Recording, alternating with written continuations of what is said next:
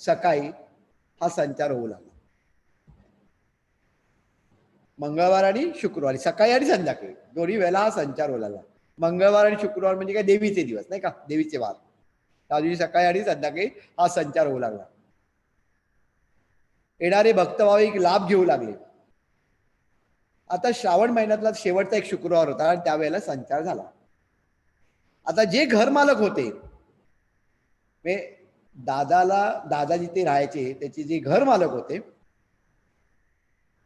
आता ही पुण्याची गोष्ट हा, म्हणजे मुंबईची नाही. म्हणजे पुण्याला गेल्यानंतर पुण्याला राहत होते दादा, कळलं की नाही. आणि मंगळवारी आणि शुक्रवारी तिथे संचार व्हायचा, कारण देवी गेल्या होत्या तिकडे, शक्ती तिथे पोहोचली होती.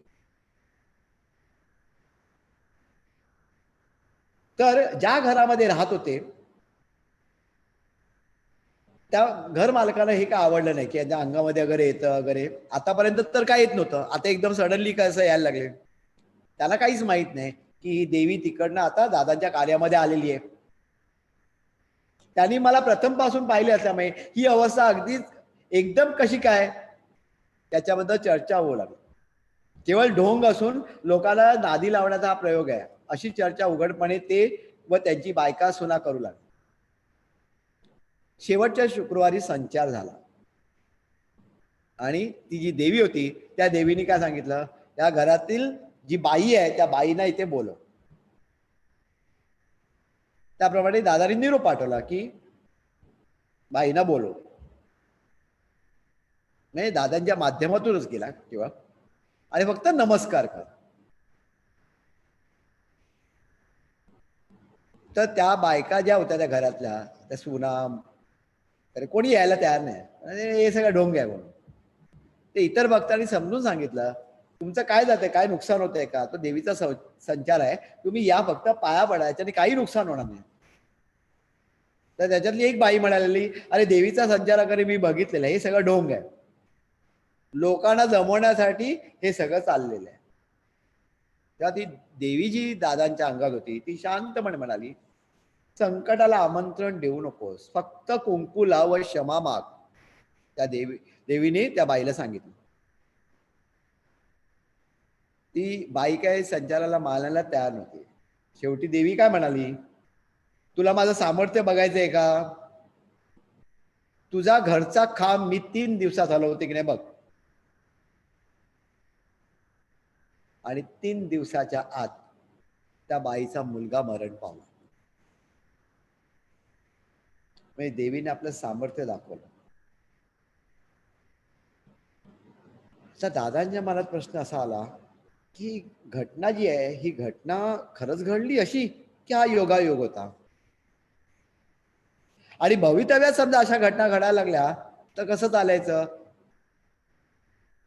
का आधीच लोक नास्तिक व्हायला लागलेत आणि त्याच्यामध्ये समजा अशा गोष्टी घडायला लागल्या तर देवापासून लांबच जाणार.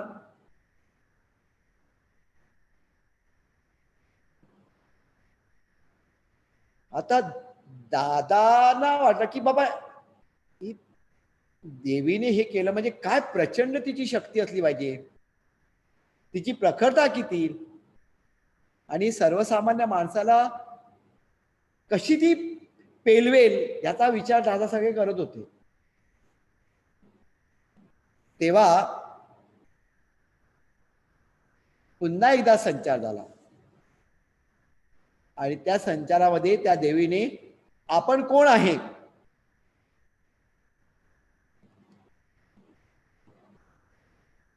तर त्या देवीचं नाव होतं बहुचराई देवी. त्याचं चित्र आपण बघूया. आणि दादा म्हणतात नंतर मग त्या दर्शनासाठी गेलो. त्या देवीची प्रतिष्ठापना तिने सांगितलं, तुझ्या साधनेमध्ये करून घे माझी प्रतिष्ठापना. त्याप्रमाणे देवीचा टाक बनवला दादाने, प्रतिष्ठापना केली, कळलं की नाही. आणि त्याच्यानंतर जे रुद्र असं रूप होतं देवीचं तेवढं शांत झालं आणि जो काय संचार होता त्याचं निवारण झालं आणि पुढे कामकाजामध्ये तिची मदत होऊ लागली. एक 5 मिनिटं आपण जरा ब्रेक घेणार आहोत, कारण देवाला नैवेद्य दाखवायचा आहे. नैवेद्य दाखवल्याबरोबर आपण कंटिन्यू करूया. विषय खूप मोठा आहे, अजून बराच घ्यायचा अजून. आज आपल्याला जेवढं जमेल तेवढं आपण कंप्लीट करणार आहोत 7 तासामध्ये. जिथे 7 तास संपतील तिथे आपण थांबणार आहोत. पुढे कधीतरी पुन्हा एकदा भेटू आणि पुन्हा तो विषय आपण पुढे नेऊ. आजच्या संपवायला पाहिजे असं नाहीये. सगळं समजून घेणं, शांतपणे घेणं हे महत्वाचं आहे. म्हणजे quality is more important than quantity.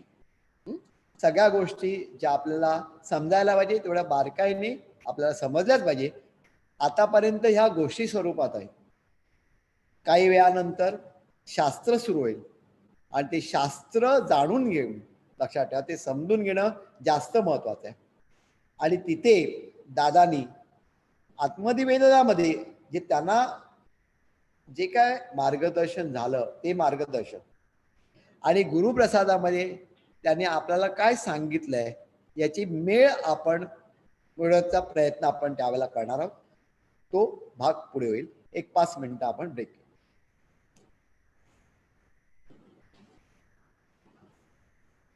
तर नमस्कार, कंटिन्यू करूया. आणि ही ती बहुचराई देवी होती, तर तिचा हा फोटो आहे. आता पुढे दादांना बाबांनी काय सांगितलं, तू आता नोकरी एकाचीच कर. नोकरी एकाची आणि भाकरी दुसऱ्याची अशी अवस्था असून चालणार नाही. म्हणजे याचा अर्थ नोकरी सुद्धा तू आता करायची नाही. म्हणजे जे काय तुला आता प्राप्त करायचंय त्या गुरुमार्गातूनच तुला प्राप्त करायचंय. नोकरी अशी तू करायची नाही. म्हणजे लोकांची जी काही कामं करतो, जे काय मार्गदर्शन करतो माझ्या कृपेने, त्याच्यातून तुला पैसे मिळतो. आता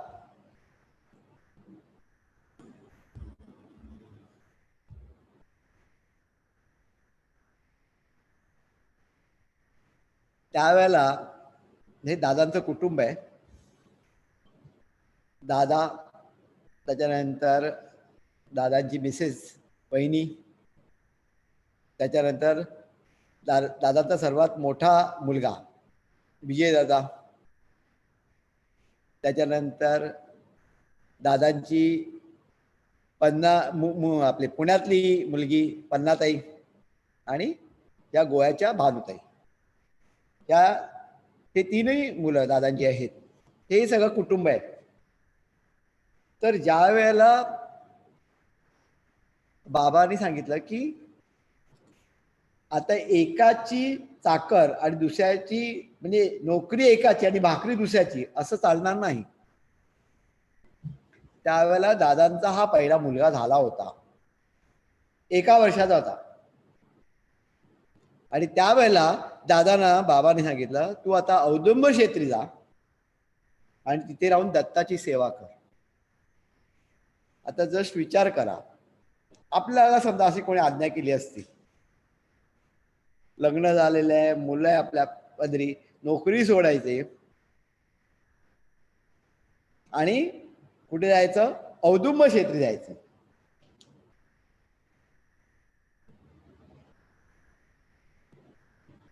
जे प्रश्न तू मला आधी विचारले होतेस ना, दादा नेहमी बाबांना विचारायचे ना की बाबा संततीनाश, संपत्तीनाश, विद्यानाश, तर आता ते विचारले होते ना, त्याचे निवारण नुसते प्रश्न विचारून होणार नाही. आपल्याला 2 गोष्टी करायच्या, एक निराकरण आणि त्याच्यानंतर मग निवारण. पण याच्यासाठी पहिल्यांदा काय पाहिजे, तुझा संकल्प तयार असला पाहिजे की तुला नेमकं काय हवंय. आता हे शास्त्र आपल्याला समजलं पाहिजे. आपल्याला काय वाटतं, आता हे असं असं तिकडे सेवक आपल्याला अमुक एक गोष्ट सांगतात, असं कर असं कर असं कर, ताबडतोब आपल्याला त्याप्रमाणे मार्गदर्शन झाल्यानंतर आपण तेवढी सेवा केल्यानंतर आपल्याला तेवढं फळ मिळतं, आपले जे काय प्रश्न असतात ते सुटतात. परंतु ह्याच्या मागचं शास्त्र काय, आपल्या गुरुनी त्याच्यासाठी काय काय केलं होतं, ह्याचा ओझरता डिटेलमध्ये त्यांनी दिलेलं नाहीये. ओझरता उल्लेख त्यांनी आत्मनिवेदनामध्ये दिलेला आहे.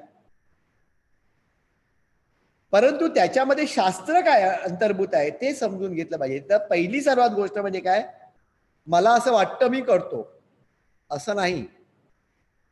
तर बाबा हे दादांचे शिक्षक होते, त्यांचे गुरु होते, सद्गुरू म्हणायचे ते. त्यांनी काय सांगितलं, पहिल्यांदा तुझा संकल्प पाहिजे. तुला नेमकं काय करायचंय, मला बाबा असं असं असं असं करायचंय, मानव कल्याण करायचं, काय ते असेल. म्हणजे पहिली सर्वात महत्वाची गोष्ट काय, संकल्प असला पाहिजे.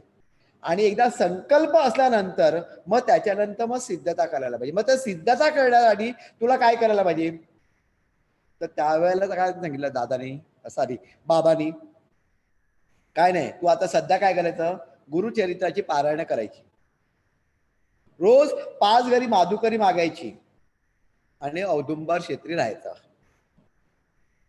आता त्याच्यामध्ये सुद्धा 5 घरी माधुकरी मागून काय करायचं, माधुकरी मागायची म्हणजे काय, दुपारी अन्न मागायचं, भिक्षा देई म्हणून.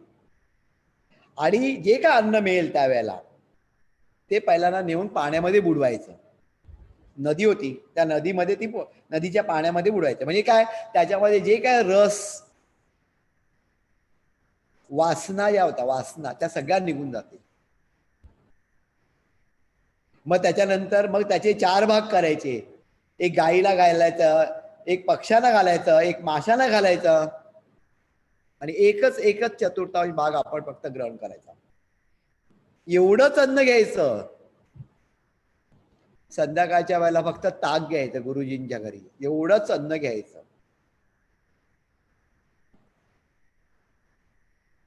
आता दादा काय म्हणतात, जस्ट विचार करा,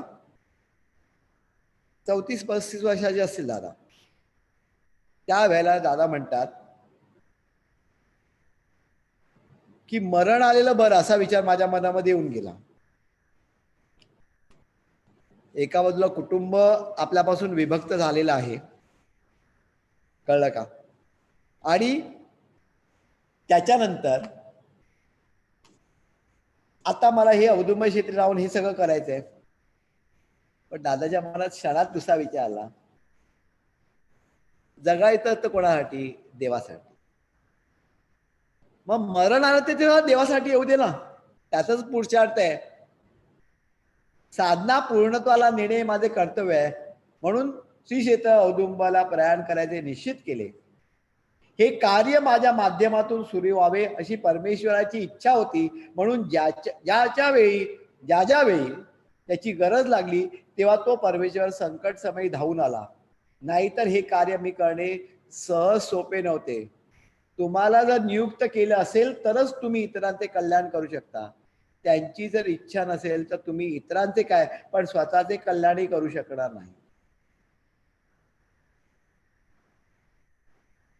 तर औदुंबरला जायचं की नाही, जायचं की नाही, तर पहिल्यांदा बाबांनी काय सांगितलं, तू एक काम कर, सध्या तू इथे गुरुचरित्राचे पारायण कर. पदरी एक मुलगा होता, सगळ्या गोष्टी सोडून जायचं होतं. मग शेवटी हा जो निर्णय चालला होता जायचं की नाही, त्यावेळेला गेल्यानंतर काय करावं लागेल, माधुकरी मागावे लागेल, त्याच्यानंतर करावं लागेल, नंतरची गोष्ट. पण जाण्यापूर्वी दादांच्या मनामध्ये आलं की मग काय, त्याच्यापेक्षा मरण आलेलं बरं. मग शेवटी त्याने विचार केला, जगायचं कोणासाठी, देवासाठी.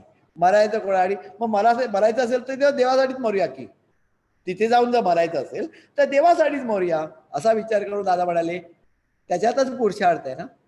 आणि मग त्यांनी निश्चय केला काय, जायचं. पण त्यावेळेला दादांची वाक्य ऐका, आता ती वाक्य महत्वाची आहे. काय वाक्य आहे, दादा म्हणतात की आपण ठरवलं म्हणून नाही होत, त्यांनी नियुक्त केलंय ना आपल्याला. त्यांनी नियुक्त केलंय म्हटल्यानंतर ते आपल्या पाठीशी राहतात. मी जर ठरवलं असतं की मी कार्य करणार म्हटलं तर झालं नसतं. आपल्याला सुद्धा हे शिकण्यासारखं आहे. मी समजा म्हटलं की मी सेवा करतो, अमुक करतो, नाही, आपण नियुक्त केलेले, त्यांच्या कृपेने आपण नियुक्त झालेले सेवक आहोत. त्यामुळे त्यांच्या आज्ञेचं पालन करणं याच्या पलीकडे आपल्याला काही करायचं नाहीये. बाकी सांभाळणारे तेच आहेत. कारण ज्या वेळेला सेवक कामकाजाला बसतो, इतराच्या कर्मामध्ये हात घालतो, समजा त्यांचा कृपाशीर्वाद पाठीशी नसता तर क्षणात लक्षात ठेवा त्या सेवकाचं काही होऊ शकलं नसतं. परंतु त्यांचा कृपाशीर्वाद आपल्या पाठीशी असल्यामुळे, सेवकाच्या पाठीशी असल्यामुळे त्याला काही बाधा होत नाही, काही त्रास होत नाही, शारीरिक नाही, मानसिक नाही. म्हणजे काय, त्यांनी नियुक्त केलेलं आहे हे महत्वाचं आहे. आणि नियुक्त केलेल्या याचा अर्थ काय, परमेश्वराची तुमच्यावरती कृपा आहे. पुढे आधी आपण अभ्यासाप्रमाणे दादांच्या बसचा धंदा होता आणि त्यावेळेला बरेचसे जे ड्रायव्हर होते वडिलांकडे, त्यांच्या वाहतुकीचा धंदा होता, ते मुसलमान होते. आणि दादा म्हणतात की वडिलांनी मला लहानपणीच फकीर केलं होतं. फकीरी म्हणजे काय, एक प्रकारची दीक्षाच आहे. किती वर्षाचे असतील दादा?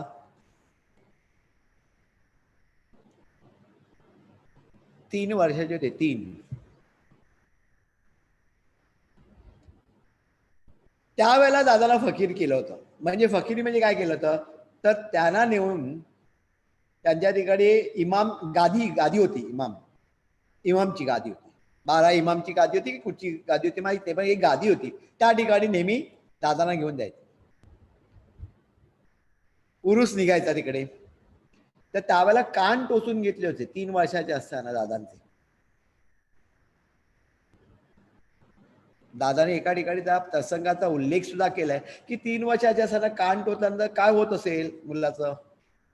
पण त्यावेळेला फकीरीची दीक्षा त्याला मिळाली होती आणि त्याच्यानंतर ही फकीरी त्यांनी 12 वर्षे केली. दरवर्षी मोहरम या महिन्यामध्ये 10 दिवस ताबूत बसतात व विसर्जनाच्या दिवशी म्हणजे कतल की रात नावाचा एक विधी केला जातो. हा विधी मुसलमान धर्माप्रमाणे करण्यासाठी वडील मला घेऊन जात असे. त्यावेळेला हिंदू मुसलमान वगैरे भेदभाव वगैरे काही नव्हते, सगळेजण आनंदाने साजरे करायचे सगळे. तर त्यांच्या हातात भिक्षा मागण्यासाठी कटोरा, म्हणजे त्यावेळेला बरेच फकीर जमायचे त्या मशिदीमध्ये म्हणा किंवा जी 12 इमामची गादी होती त्या गादीच्या तिथे बरेच फकीर जायचे आणि त्यांच्या हातात एक भिक्षा मागण्यासाठी कटोरा असायचा व दुसऱ्या हातात मोडचेल असायचे आणि मोडचेल अंगावरून फिरवून ते तोंडाने म्हणत, दिया उसका भी भला, नहीं दिया उसका भी भला, खुदा जिसने दिया मुझे तांबे का पैसा उसके दे दो सोने का पैसा, 12 इमाम तुम्हारा भला करेगा, खाली 5 इमाम को याद करो, अल्लाह अल्लाह. आता ह्या इथे काय म्हटलंय, वाचा हे वाक्य. दिया उसका भला, नाही दिया उसका भी भला. म्हणजे त्यावेळेला जे फकीर असायचे ते फकीर काय म्हणायचे, ज्यांनी पैसे दिले त्यांचं पण चांगलं होते, ज्यांनी नाही दिलं त्यांचं पण चांगलं होते, दोघांचं चांगलं होते. खुदा जिसने दिया मुझे तांबे का पैसा तू उसको दे देना सोने का पैसा. जर मला कोणी तांब्याचा पैसा दिला म्हणजे 2 रुपये दिले तर तू त्याला 200 रुपये दे. उसको दे दे सोने का पैसा. कारण तांबा आणि सोन्यामध्ये किमतीमध्ये किती फरक आहे. 12 इमाम तुम्हाला भला करेगा. 12 इमामची जी गादी आहे ती म्हणजे 12 इमाम हे तुम्हाला भला करेगा. खाली 5 इमाम को याद करो. त्या 12 पैकी 5 जणांची फक्त आठवण करा. आणि 5 म्हणजे कोण, हे 5 आपल्या मार्गामध्ये नंतर आलेल्या विभूती आहेत. अल्लाह अल्लाह. 5 पीर इस दुनिया के संभालने वाले आहेत. त्यावेळेला फकीर म्हणायचे 5 असे पीर आहेत जे पुढे हे अख्खं जग सांभाळणार आहे. आता परमपूज्य बाबांच्या आज्ञेप्रमाणे श्री क्षेत्र नरसोबाच्या औदुंबर क्षेत्री मी आलो. तेव्हा आता ही औदुंबर क्षेत्री लक्षात ठेवा, तिथे असलेली ही मूर्ती आहे दत्ताची. तर ह्या इथे त्यावेळेला दादा आले होते. एक थोडंसं वाचन आपण थोडं वेगळं करूया ते.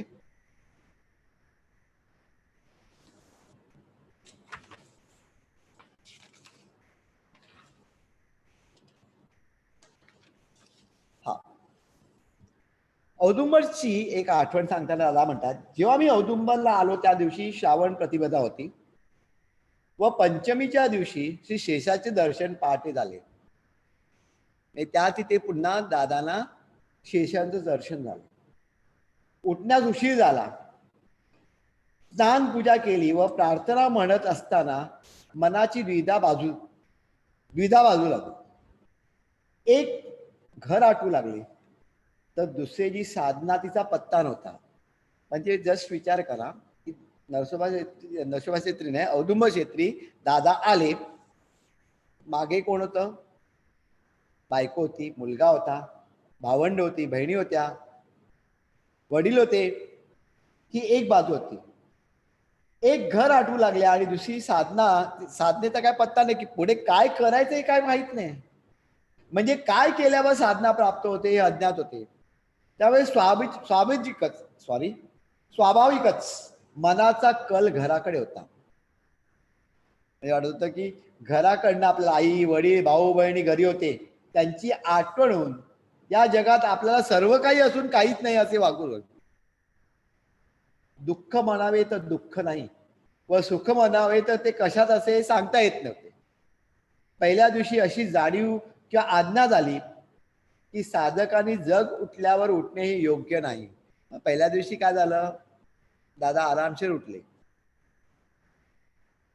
आणि कुठेतरी त्यांना आज्ञा झाली काय, बाकीचं जग उठल्यानंतर उठणं योग्य नाही. जग अंधकारात आहे. त्याला जर जागे करायचे असेल तर झोपून कसे चालणार? यासाठी प्रथमतः वेळेवर उठण्यास शिक.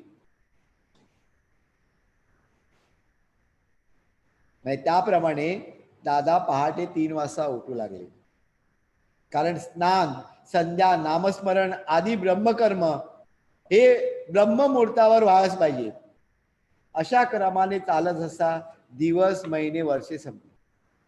साधना केव्हा होईल व त्याचा लाभ जगताला कसा होईल याचे गणित समजेना. शेवटी एक दिवस पहाटे उठल्यावर महाराजांचे दर्शन घेतले व आसनावर येऊन बसलो व डोळे बंद करून पाहू लागलो. पहाटेचा प्रकाश व क्षितिज दिसू लागले.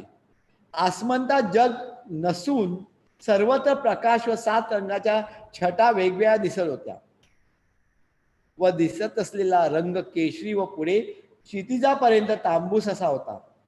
हे पाहत असताना कानाशी शब्द आले, अरे मुला, हा रंग ब्रह्मांडाचा आहे. म्हणजे त्यावेळेला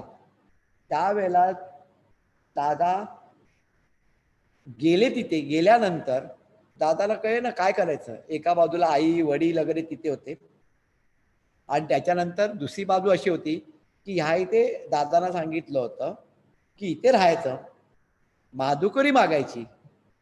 आणि माधुकरी मागायची म्हणजे काय, कुठे राहायचं कुठे ते बघा. दादा ज्या ओवरीमध्ये राहत होते ना, त्या हा ओवरीचा फोटो आहे. आता ही जी आहे ना, ही आता बंद केली आहे आणि आता असं बांधकाम वगैरे सुंदर करून घेतलं, आतमध्ये सिमेंटिंग वगैरे केलंय. बाकी आता कशी गुंफा असते, छोटीशी गुंफा, तशी गुंफा त्याने ओपन होतं. आणि ह्या इथे अशा या अनेक ओवऱ्या आहेत. 1 2 3 4 5 6 अशा ओवऱ्या आहेत लाईनीत. औदुंबरला गेलात तर तुम्ही. आणि ह्या बाजूला लक्षात ठेवा, ह्या बाजूला इकडनं नदी वाहते.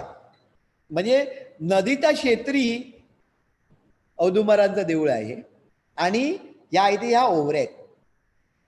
आणि हे बंद वगैरे काय नव्हतं, हे त्याच्यानंतर बंद करून घेतणार आलं. आणि काही लोकांनी डोनेशन दिले, मग आतमध्ये टायलिंग केलं.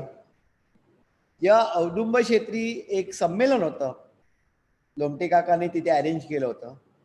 त्यावेळेला त्या ठिकाणी आम्ही गेलो होतो.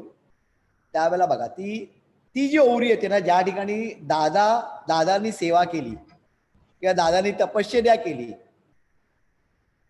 तर त्यावेळेला ते 2 दिवस आम्हाला ही ओवरी मिळाली होती, तेव्हा आम्ही तिथे त्या ठिकाणी डेकोरेशन करून दादांचा तिथे फोटो ठेवला होता.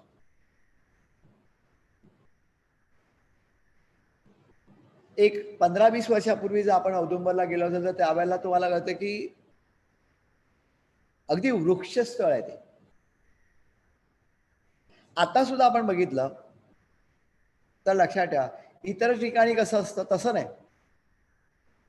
शांतता. संध्याकाळच्या वेळेला तर एकदम भयानक शांतता असते अजूनही. वेगळं स्थान आहे.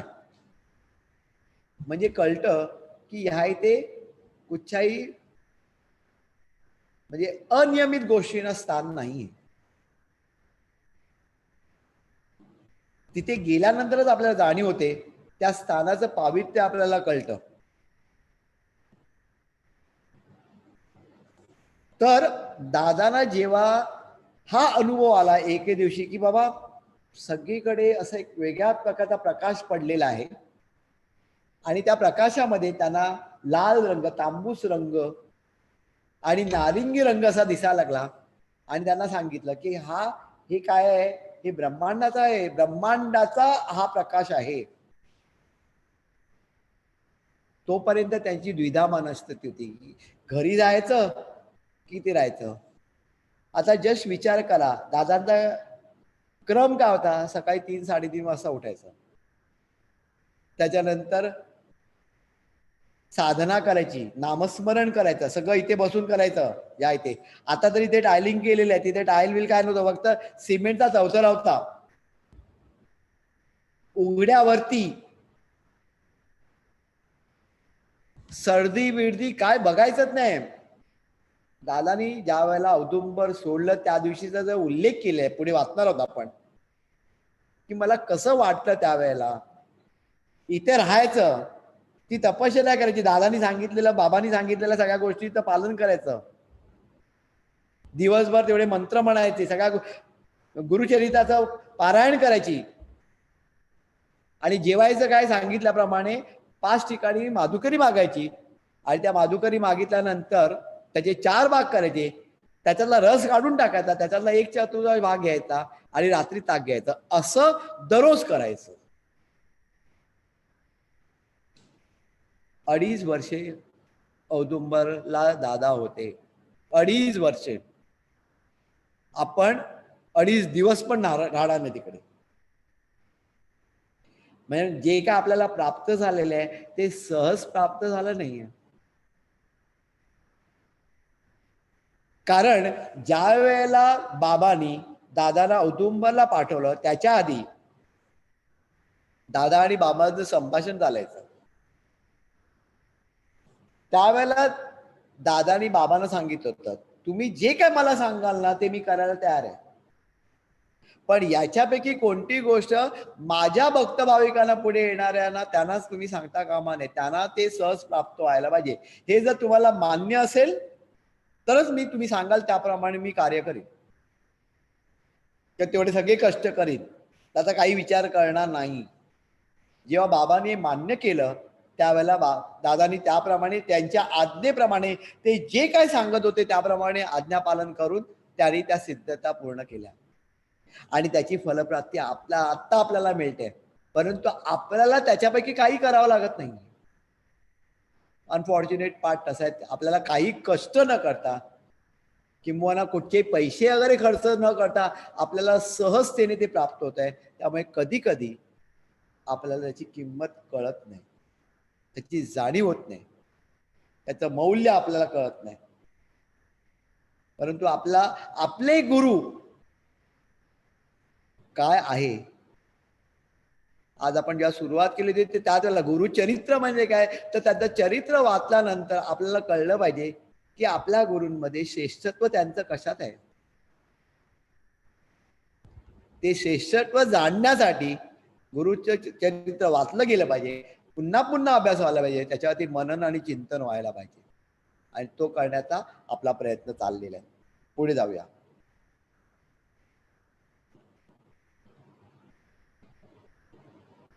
तर पुढे दादा काय म्हणतात बघा, आज्ञा होती तिथे पालन जास्तीत जास्त काटेकोरपणे करायचे हे व्रत मी स्वीकारले. म्हणजे हे झाल्यानंतर जेव्हा त्यांनी तो ब्रह्मांडाचा रंगगरी बघितला ना, त्याच्यानंतर त्यांनी ठरवलं. एके दिवशी पहाटे 3 वाजता स्वप्न पडले. स्वप्नात 5 समाध्या अर्थात 5 पीठ दिसू लागले. म्हणजे कशी योजना ईश्वराची असते बघा. तर त्यांना स्वप्नामध्ये 5 पीठ दिसू लागले. आता 5 पिढ्यांचा काय संबंध?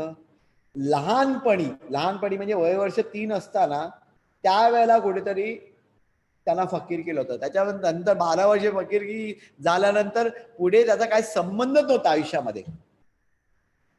पण पुढे कधीतरी ते 5 पीर पुन्हा येणार आहेत आपल्या कार्यामध्ये याची जाणीव सुद्धा दादांना नव्हती. औदुंबरला गेल्यानंतर ही अशी द्विधा स्थिती होती.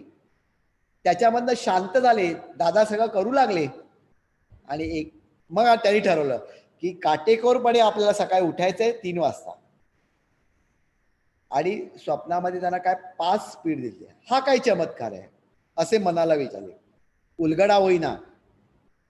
आज्ञा मिळाली की औदुंबरला जा, गुरुचरित्र वाच, तो 5 घरी माधुकरी माग. पण स्वप्नात तर 5 पीठ दिसू लागले. पुढे काही दिवसांनी पुन्हा स्वप्न पडले. त्या रात्री प्रथमतः डोंगर दिसू लागला. हळूहळू त्या डोंगरावर एक भव्य दर्गा दिसू लागला, जो मी पाहिला नव्हता. असा व फक्त आवाज आला, पूर्वजन्मी मुसलमान होतास, त्या काळात फकीर होतास, इतनी याद बहुत है और ज्यादा खोज में मत जाना. हे ऐकून जाग आली. झोपण्यासाठी कांबळे होते, त्यावर बसून प्रार्थना केली.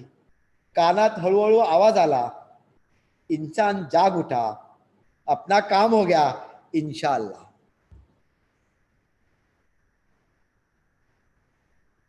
म्हणजे 5 पीर, या 5 पीराने पुढे कार्य केलं दादांच्या माध्यमातून. ते 5 पीर कोणते ते बघूया आपण. पण हा प्रसंग किती महत्वाचा आहे.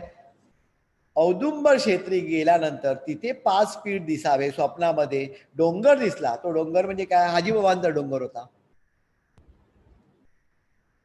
आणि त्याच्यानंतर असे शब्द कानात पडले, काय? इंसान जाग उठा. म्हणजे मनुष्य जागा झाला. चल आपलं काम झालं. त्या 5 पीर म्हणाला आपलं काम झालं इंशाअल्लाह.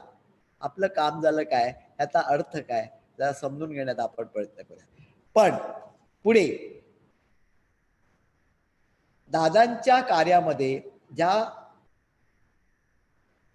विभूती आल्या किंवा जे पंथ आहेत, त्या पंथांचा एक थोडासा आपण परिचय करून घेऊया.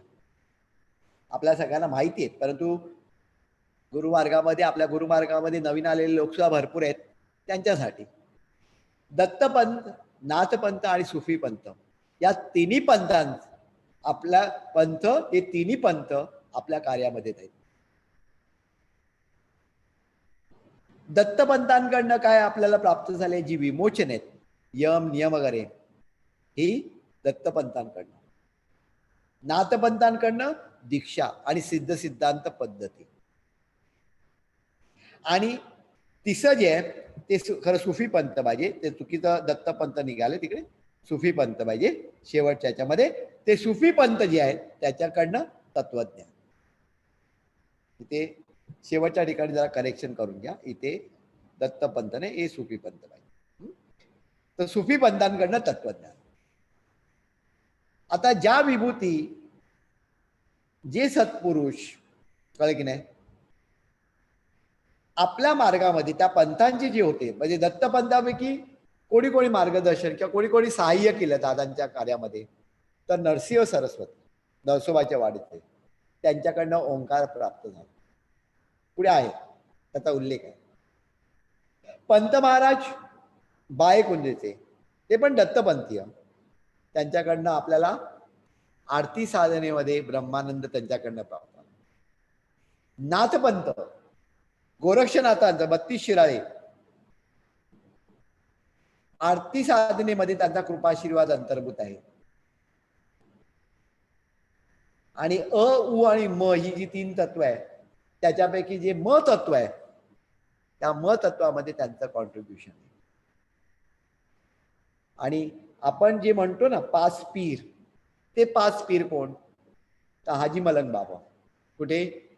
कल्याण. त्याच्यानंतर मोहम्मद जिलानी बाबा. कुठचे? बगदाद. अजमेर शरीफ बाबा विमोचने. बंदे नवाज बाबा गुलबर्ग्याचे दीर्घायुष्य. सलीम चिश्ती बाबा फतेपूर सिक्री विमोचने. आणि शेवटी कुतुबुद्दीन बाबा दिल्ली, त्यांच्याकडनं आपल्याला कारण निष्ठा प्राप्त झाली. पहिले जे 5 आहेत त्या 5ही विभूतींनी वेगळ्या प्रकारचं कॉन्ट्रीब्युशन, म्हणजे पूर्ण कार्याची योजना या 5ही जणांनी रचली. हाजी मलंग बाबा, मोहम्मद जिलानी बाबा, अजमेर शरीफ बाबा, बंदे नवाज बाबा आणि सलीम चिश्ती. आणि त्याच्यानंतर मग सर्वात शेवटी कुतुबुद्दीन बाबा आले आणि त्यांच्याकडनं कारण दीक्षा प्राप्त झाली. आता ज्या वेळेला हा प्रवास सुरू झाला, हा प्रवास पहिल्यांदा कुठनं सुरू झाला? तर दत्त क्षेत्री, औदुंबर क्षेत्री दादा गेले. तिकडनं या सुफी विभूती एक एक एक एक एक एक मार्गामध्ये येत गेल्या. मग त्यांच्यापैकी कोणीतरी पंत महाराजांकडे पाठवलं, त्याच्यानंतर कोणीतरी नरसिंह सरस्वती यांच्याकडे पाठवलं, कळलं की नाही? आणि या प्रत्येकाचं या कार्यामध्ये योगदान आहे. आणि ऑफकोर्स दादांचे जे गुरु होते साईबाबा, त्यांचं मार्गदर्शन तर होतच. नरसिंह सरस्वतींकडनं काय प्राप्त होणार आहे, गोरक्षनाथांकडनं काय प्राप्त होणार आहे, हे बाबांनी पण सांगितलं. ते पुढेच्या अभ्यासामध्ये आपला येईल. परंतु हा अभ्यास करत असताना एक एक विभूती जशा येतात ते आपण तर बघणारच आहोत, परंतु काय त्यांनी शास्त्र सांगितलं ते शास्त्र सुद्धा आपण त्याच्याबरोबर समजून घेणार. तर आता या 5 विभूती,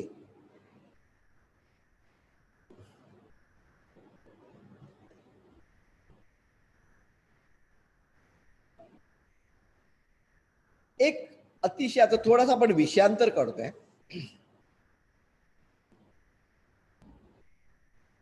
की परमपूज्य हाजी बाबांनी पेण कार्यकेंद्रावरच्या वर्धापन दिनानिमित्त घेतलेली ही मुलाखत आहे.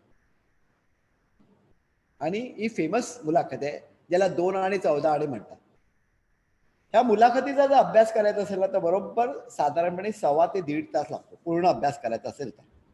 आता आपल्याला तेवढा वेळ नाही. पण ही मुलाखत इथे का महत्वाची आहे किंवा याचा उल्लेख इथे का करायचा आपल्याला, तर आपण समजून घेण्याचा प्रयत्न करूया. हे जे 5 पीर आहेत, या 5 पीरांच्या समाध्या इथे आहेत. आणि हे 5 पीर जे आहेत हे 7व्या लोकाच्या पलीकडे आहेत, म्हणजे ते पुन्हा जन्माला खाली येणार नाही. म्हणजे हे देवाच्या जवळ, परमेश्वराच्या, ईश्वराच्या अगदी जवळ, विश्वनियंत्याच्या अगदी जवळ पोहोचलेले आहेत. मग या 5 पीरांनी दादांच्या माध्यमातून हे कार्य का करावं?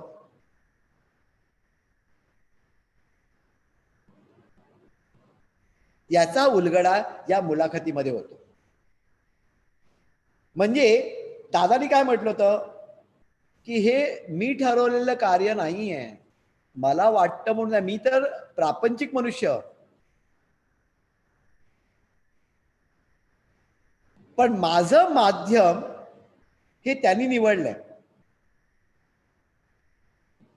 पण माझं माध्यम निवडल्यानंतर माझ्याकडनं काय करून घ्यायचं हे मी ठरवलेलं नाहीये, हे त्यांनी ठरवलेलं आहे. फक्त माझं माध्यम वापरलं. आता दादांचं माध्यम का वापरलं, 2 आणि म्हणजे काय, 14 आणि म्हणजे काय, हे थोडक्यात बघूया कारण आपल्याकडे वेळ नाहीये. परंतु हे 5 पीर का आले मार्गामध्ये? कारण त्यांना मार्गदर्शन विश्वनियंताने केलं होतं. कोणी केलं होतं? विश्वनियंताने. बघा इथे लिहिलंय बघा, विश्वनियंताने दिव्य पुण्य विभूतींना केलेला उपदेश काय? जे ज्ञान तुम्ही आतापर्यंत प्राप्त केले ते केवळ 2च आणे, आणि उरलेले 14 आणि ज्ञान खाली भूतलावर जाऊन मनुष्याची सेवा करून तुम्हाला प्राप्त करावे लागेल.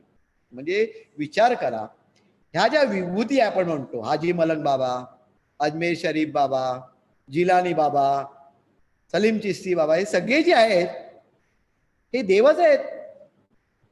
आणि त्यांना विश्वनियंता सांगतो त्यांना की तुम्हाला जे काही ज्ञान प्राप्त झालेले फक्त 2च आणे आहेत. आता उरलेले 14 आणे जर तुम्हाला हवं आहे ना तर खाली जावं लागेल तुम्हाला, आणि खाली जाऊन तुम्हाला मनुष्याची सेवा करावी लागेल.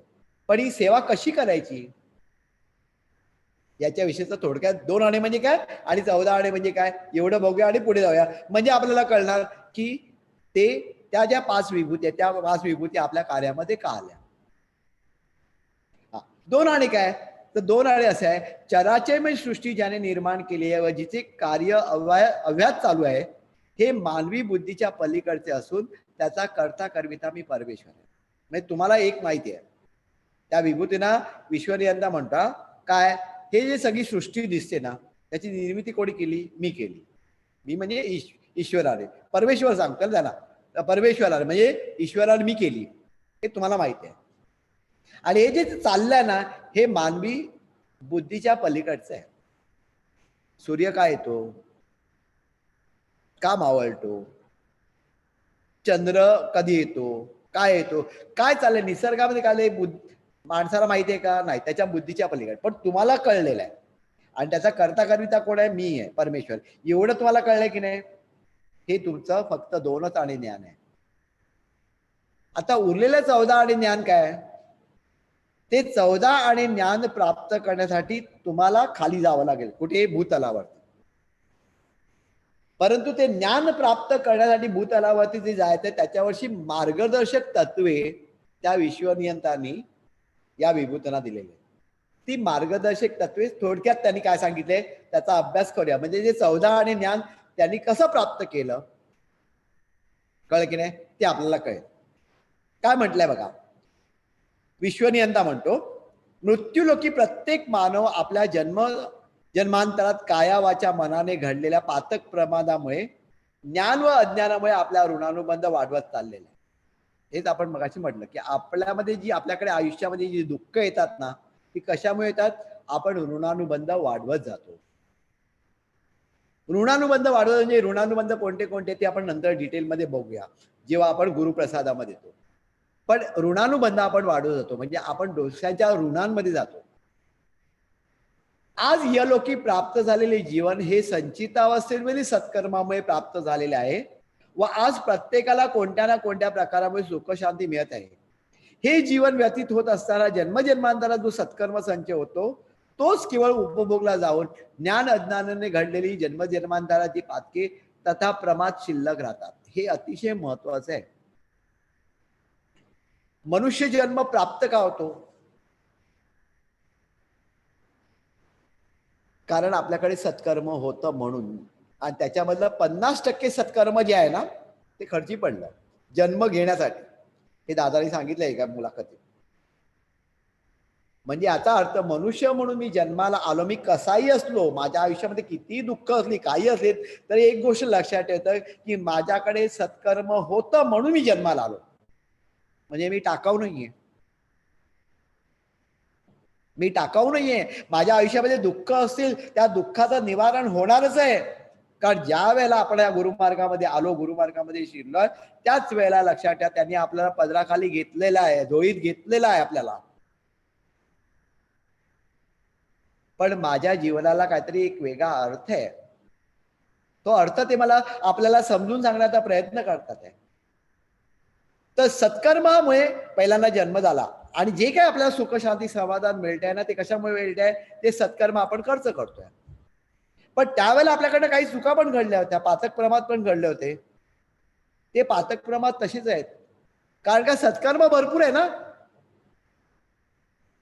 त्यामुळे जोपर्यंत लक्षात ठेवा सत्कर्म आहे तोपर्यंत ते पातक प्रमाद मागे राहणार. कळलं का. आणि सत्कर्म त्यामुळे आपल्या आयुष्यामध्ये कोणतेही दुःख येणार नाही. आणि एकदा यायला लागली की मग कंटिन्युअस येणार. म्हणून ते सत्कर्म आपल्या संचित सत्कर्म जोपर्यंत आहे. म्हणजे थोडक्यात आपण असा विचार करूया की आपल्याकडे पैसे आहेत बरेच बँकेमध्ये आणि समजा आपल्याला खर्च खायचं आहे. आता समजा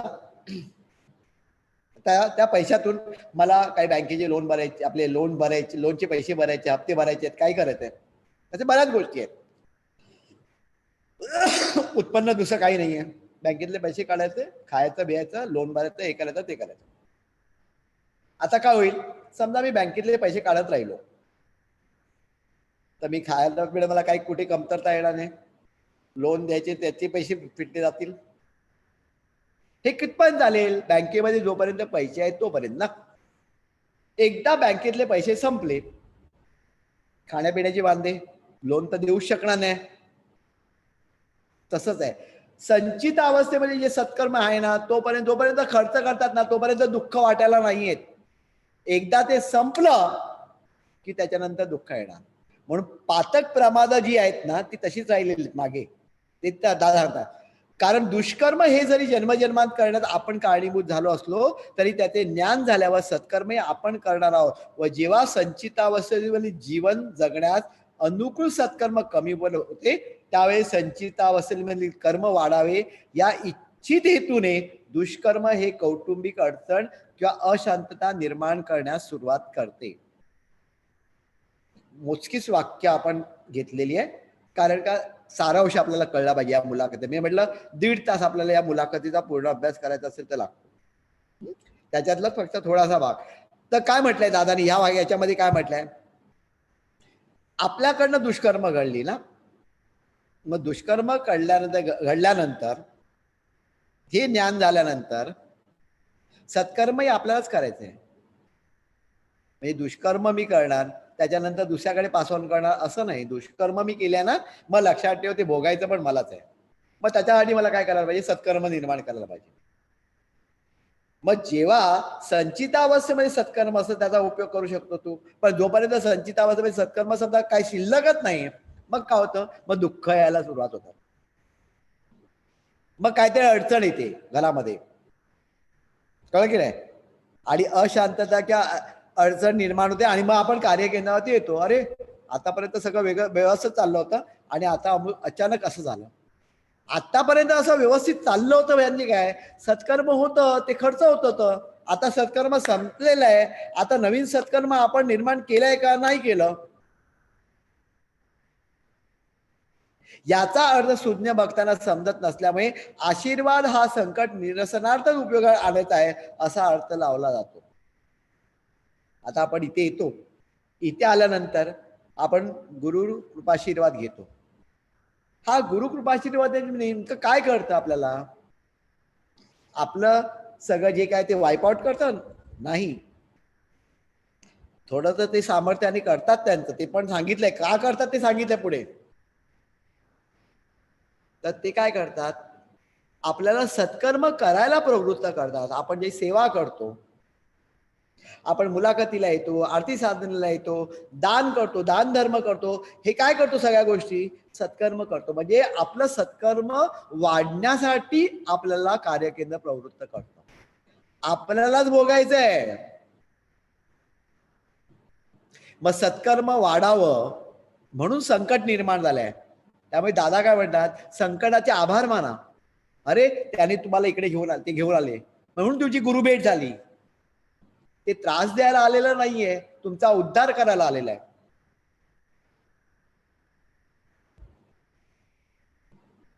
हे सगळं विश्वनियंता त्या 5 पिराना सगळं समजून सांगतोय, त्या विभूतीना 5 ना अनेक असतील, म्हणजे सगळ्या विभूतीना सांगतोय. आणि त्यांनी काय केलंय, त्यामुळे तेव्हा श्रद्धाहीन, भक्तीहीन, सबुरीन, निष्ठाहीन अशा माणसाला सुद्धा जवळ करून तुम्हाला प्राप्त झालेल्या ज्ञानाचा लाभ देऊन त्या मानवाच्या ठिकाणी क्षणिक भावना निर्माण करून ती स्फूर्त भावना होईपर्यंत आपल्या सेवेत तत्पर असा, तेव्हाच तुम्हाला उरलेल्या 14 आणि ज्ञानाचा लाभ होईल. याच्यामध्ये सुद्धा बऱ्याचशा गोष्टी आहेत.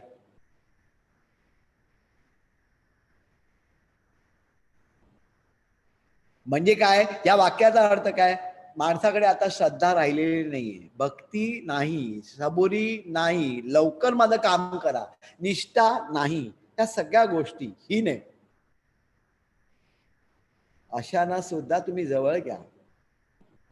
आणि तुम्हाला माझा कृपाशीर्वाद आहे ना, आणि माझ्या कृपाशीर्वादामुळे तुमच्या स्वतःची काही शक्ती आहे ना, त्या शक्तीच्या आधारे त्यांना जवळ घ्या, त्याला मदत करा, कळलं की नाही.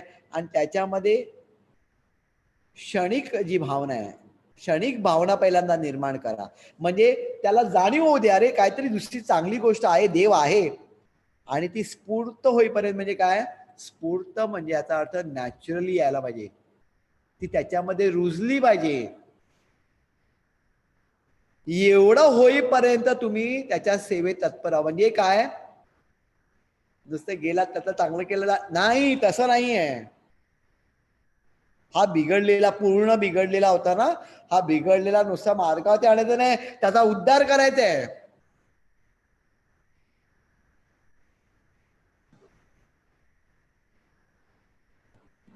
वाया कोळी जो होता त्याचा वाल्मिकी करायचा आहे.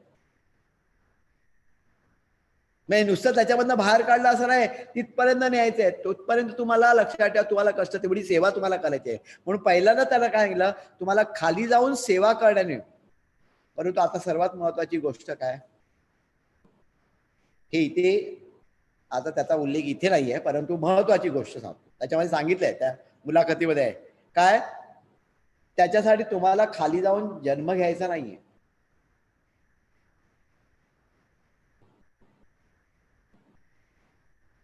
कारण परलोकाचं ते तसं तत्व आहे की आता खाली जायचं नाही पुन्हा. खाली जर गेलात तर जन्म घेतलात की सगळे ऋणानुबंध आले, ऋणानुबंध आल्यानंतर पुन्हा तुम्ही अडकणार. आता तुम्ही त्या सगळ्यातून मोकळं आलात, मुक्त झालेलात माझ्या आशीर्वादाने, विश्वनियंता होतो. त्यामुळे आता तुम्हाला जन्म घ्यायचा नाहीये. परंतु 14 आणि जर ज्ञान हवं असेल ना, तर तुम्हाला कार्य करायचंय. मग आता हे कार्य कसं करायचं, खाली जाऊन जन्म तर घ्यायचा नाहीये भूतलावरती, आणि कार्य करायचे, लोकांची सेवा करायची. मग कशी करणार, ते सुद्धा विश्वनियंत्याने सांगितलं. त्याच्यासाठी योग्य अशा माध्यमाची निवड करा, आणि त्या माध्यमाद्वारे तुम्ही कार्य करा. आणि म्हणून म्हणून दादांचं माध्यम या पीराने निवडलं, कळलं का. कारण त्याला सेवा करायची आज्ञा कोणाकडनं झाली होती, विश्वनियंताकडनं झाली होती.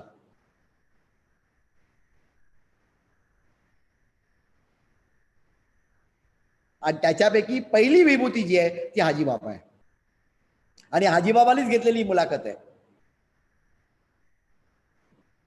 म्हणून हे 14 आणि उरलेले जे ज्ञान आहे हे कसं प्राप्त होणार, तिथे जाऊन सेवा करायची. आणि सेवा कशी करायची, तुम्ही जाऊन जन्म नाही घ्यायचा, एका माध्यमाकरवी करायची. आणि माध्यमाकरी करायची म्हणून त्यांनी दादांचं माध्यम निवडलं. पण पुढे असा उल्लेख आहे माहितीये का, काय बाबा म्हणतात की माध्यम आम्हाला वाटतं, पण माध्यमांनी सुद्धा प्रतिसाद द्यायला पाहिजे. माध्यमांनी जर प्रतिसाद दिला नाही तर आमच्यासाठी ते मेलेलं माध्यम आहे, काही उपयोगाचं नाही आमच्या.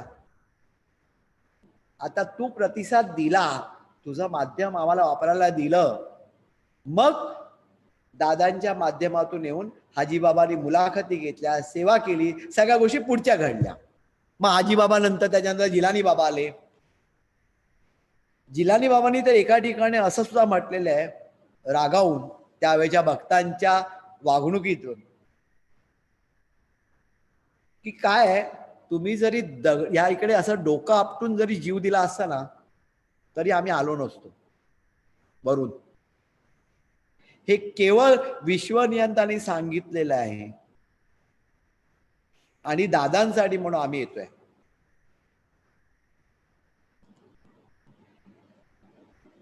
मग अशी परिस्थिती असताना आपलं आचरण या गुरुमार्गामध्ये मी काय करायचं, मला कशाला जन्म, माझा जन्म कशासाठी झालाय याचा विचार नको का व्हायला. आणि आज सकाळी सुरुवातीलाच दादानी सांगितल्याप्रमाणे ज्या वेळेला आपल्याला याची जाणीव होईल, त्यावेळेला आपण त्या कार्यामध्ये झटू. नाही तर चालल्या आरती साधना करतो, मुलाखत साधना अटेंड करतो, बदल काय, काहीच नाही, दुसरा उपयोग काहीच नाही. सगळ्यांनी काय कार्यकेंद्रावरती येऊनच सेवा करायला पाहिजे असं आहे का? मुळीच नाही. ज्या ठिकाणी तुम्ही असाल तिथे काया वाचा मनाने जर आपण काम केलं आणि आपण केलेलं काम आपण त्याच्यामध्ये दुसऱ्याचा जर विचार असेल तर ते सत्कर्म झालं. आणि सत्कर्म झालं तर एवढीच आपल्याकडनं अपेक्षा आहे.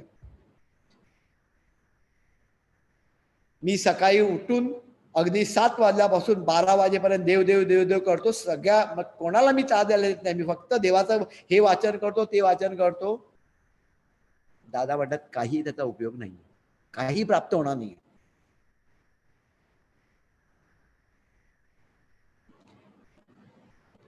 पण उद्या सकाळी 7 वाजता उठून समजा तुम्ही तिथे टाटा हॉस्पिटलच्या बाहेर गेलात आणि त्या तिथे जे गरीब आहेत त्या गरिबांना समजा एक चहा दिला किंवा काही बिस्किट दिले का तिथं जाऊन काही सेवा केली तर ती सेवा त्यांच्या दृष्टीने खूप उच्च कोटीची आहे.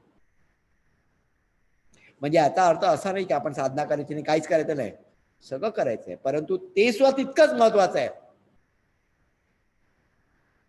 आपण काही करत असताना आपण फक्त विचार फक्त आपल्या स्वतःचा करतो, याच्यातून मला काय फायदा होईल, मी दान दिल्यानंतर अमुक कळेल, असा विचार होताच कामा नये. हा विचार आला की संपलं. हे माझं नाहीच आहे, हे माझं नाहीच आहे, हे मला दिलेलं आहे, पण त्याच्यासाठी आहे ते त्याला काढून द्यायचं सरळ.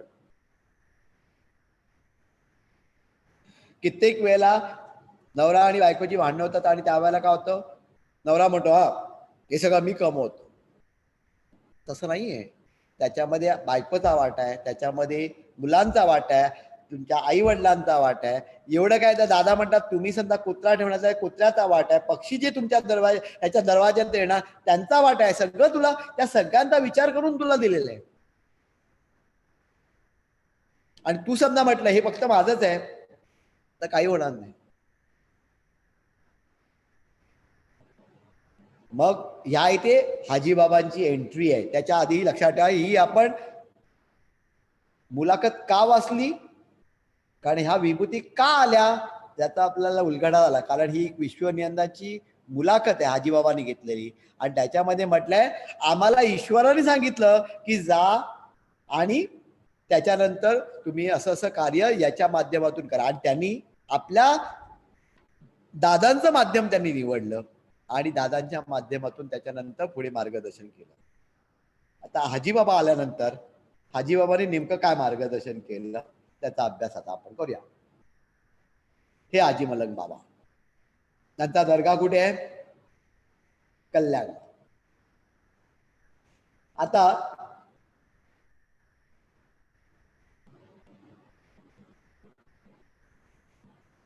हा आता हाजी मलंग बाबाचं हाजी मलंग बाबांचं जो काय म्हणतात त्याला एंट्री, कार्यामधली जी एंट्री आहे ही नेमकी कधी झाली ते पहिल्यांदा बघूया.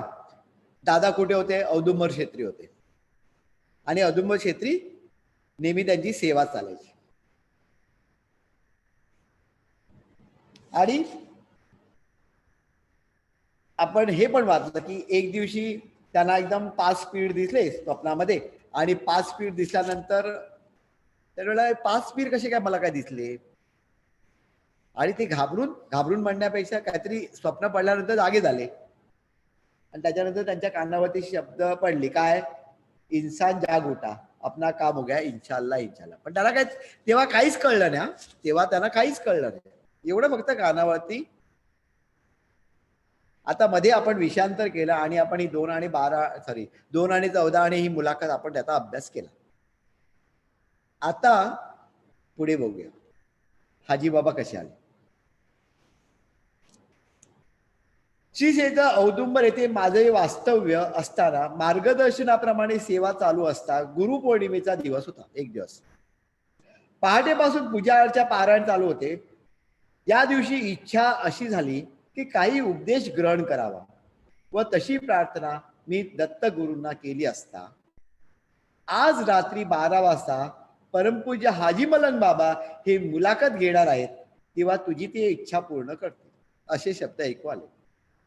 दादांना वाटत होतं की बाबा आपल्याला कोणीतरी उपदेश करावा, काय की नाही. म्हणून त्यांनी कोणाला सांगितलं, कुठे होते? औदुंबर क्षेत्री होते. दत्त महाराजांना सांगितलं. त्या दत्त महाराजांकडनं त्याला काय सांगितलं दत्त महाराजांनी, आज रात्री 12 वाजता हाजी मलंग बाबा येते. म्हणजे बघा, हाजी मलंग बाबा कुठे आले पहिल्यांदा, औदुंबर क्षेत्री कार्यामध्ये. त्यांचं स्थान कोणतं, कल्याण. आपण काय विचारलं कल्याणला, असं काही नाहीये. कुठे ह्या विभूती कुठे असतील आपल्याला काही माहित नाही. त्या पहिल्यांदा जेव्हा आले तेव्हा औदुंबर क्षेत्री आले, हा 12 वाजता. आणि ते मुलाखत घेणारे. आता मुलाखत या शब्दाचा अर्थ दादाला काहीच माहित नव्हता, कळलं की नाही. मुलाखत हा शब्द जेव्हा प्रथमच ऐकला तेव्हा हा शब्द मला परिचित नसल्यामुळे या शब्दाचा अर्थ समजला नाही. रात्री हाजी मलंग बाबांचे शब्द ऐकू आले. त्यांच्या मुलाखतीचा विषय काय होता, तर गुरुमार्ग म्हणजे काय व त्याची प्राप्ती कोणाला करता येते. गुरुमार्ग काय आहे याच्याविषयी आणि कोणाला प्राप्ती करता येते. मुलाखत या शब्दाचा अर्थ असा की साधकाला साधना करीत असताना जी अनुभूती येते तो स्वानुभव आपल्या भक्तगणांना निवेदन करणे. त्यामध्ये अतिशयोक्ती असून चालत नाही. जे जे काही सांगावयाचे असते त्याचा अनुभव हा पूर्णपणे म्हणजे 100% न सांगता फक्त 75% समजेल अशा रीतीने सांगून त्याचे कार्य जीवनात होईल असे घडावयास पाहिजे. मुलाखतीचा अर्थ त्याच्यामध्ये दादांनी स्पष्ट केलाय. मुलाखतीचा अर्थ काय, की जो साधक आहे तो साधक कार्य करत असताना जे काय अनुभव येतात ते अनुभव त्यांनी आपल्या भक्तांना सांगितले पाहिजे. आणि सगळं सांगायचं नाही, 75% सांगायचं आणि उरलेले 25%चा अनुभव घ्यायला सांगायचा. आता आपण करतो काय करतो, मी मुलाखत घेतोय का, मुळीच नाही. आम्ही आपण जे सगळे जे कोण बोलतात कोणी मुलाखत घेत नाही. आपण मुलाखतीचा अभ्यास करतोय फक्त एकत्रितपणे. म्हणजे दादानी जे काही सांगून ठेवलेलं आहे त्याचा हा अभ्यास चालला. आपण कोणी मुलाखत घेत नाहीये, कारण हा माझा अनुभव नाहीच आहे. किंबहुना मुलाखतीचा अभ्यास आपण एकत्रितपणे केल्यानंतर आपल्यापर्यंत 75% ज्ञान पोचणार, उरलेला 25%चा अनुभव आपल्याला सुद्धा घ्यायचाच आहे. म्हणजे आपल्यापैकी कोणी मुलाखत घेत नाही, लक्षात ठेवायचं.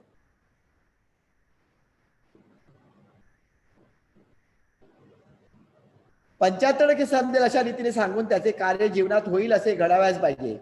देव हा एक स्वतंत्र विषय आहे, हे लोक विसरतात. देव हा एक वेगळा विषय आहे. ज्याप्रमाणे मानव व त्याची जीवन मीमांसा हा एक विषय, त्याप्रमाणे देव व त्याचे कार्य हा दुसरा महत्वाचा विषय आहे.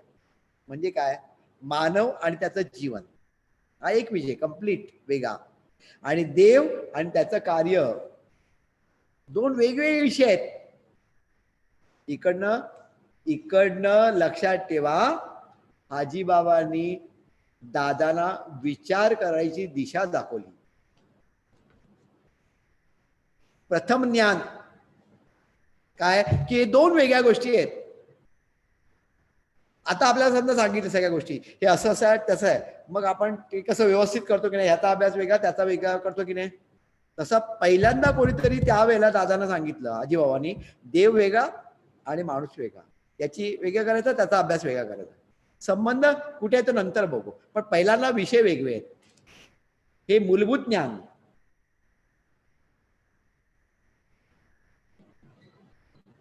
आज सर्वसाधारण लोक देवाचा विचार असा करतात की आपल्याला आलेल्या अडीअडचणी निवारणार्थ देव हे माध्यम आहे व त्याला प्रसन्न करून घेणे यासाठी आपण करत असलेली नित्य साधना आहे.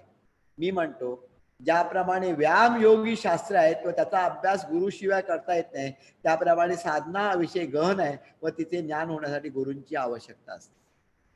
सर्वसामान्य माणसाला देवाविषयी काय वाटतं, की देव म्हणजे काय, द्यायला बसलेला आहे, कळलं की नाही. त्याच्याकडे मागायचं, तो देणार, आणि माझ्या जे काय अडी अडचणी आहे ना त्या अडी अडचणी त्याला सांगायच्या, तो त्याचं निवारण करणार. माझं कर्तव्य काय ते नाही विचारायचं. आपण सुद्धा देवाकडे काहीतरी मागत असतोच ना, कळलं की नाही. तेव्हा हे दे रे, ते दे रे, कळलं की नाही. मग देव त्याच्यासाठी आहे का? आणि हे प्राप्त करण्याची जास्त असं काय करायचं, साधना करायची, काय की नाही. पण ही साधना सुद्धा दादा काय म्हणतात, गुरूंशिवाय या साधनेला काय अर्थ नाही. म्हणजे मी स्वतःहून उद्या समजा ठरवलं मी असं असं असं करतो, भरपूर वाचन करतो, ज्ञानेश्वरी वाचतो, हे वाचतो ते वाचतो, काही उपयोग नाही.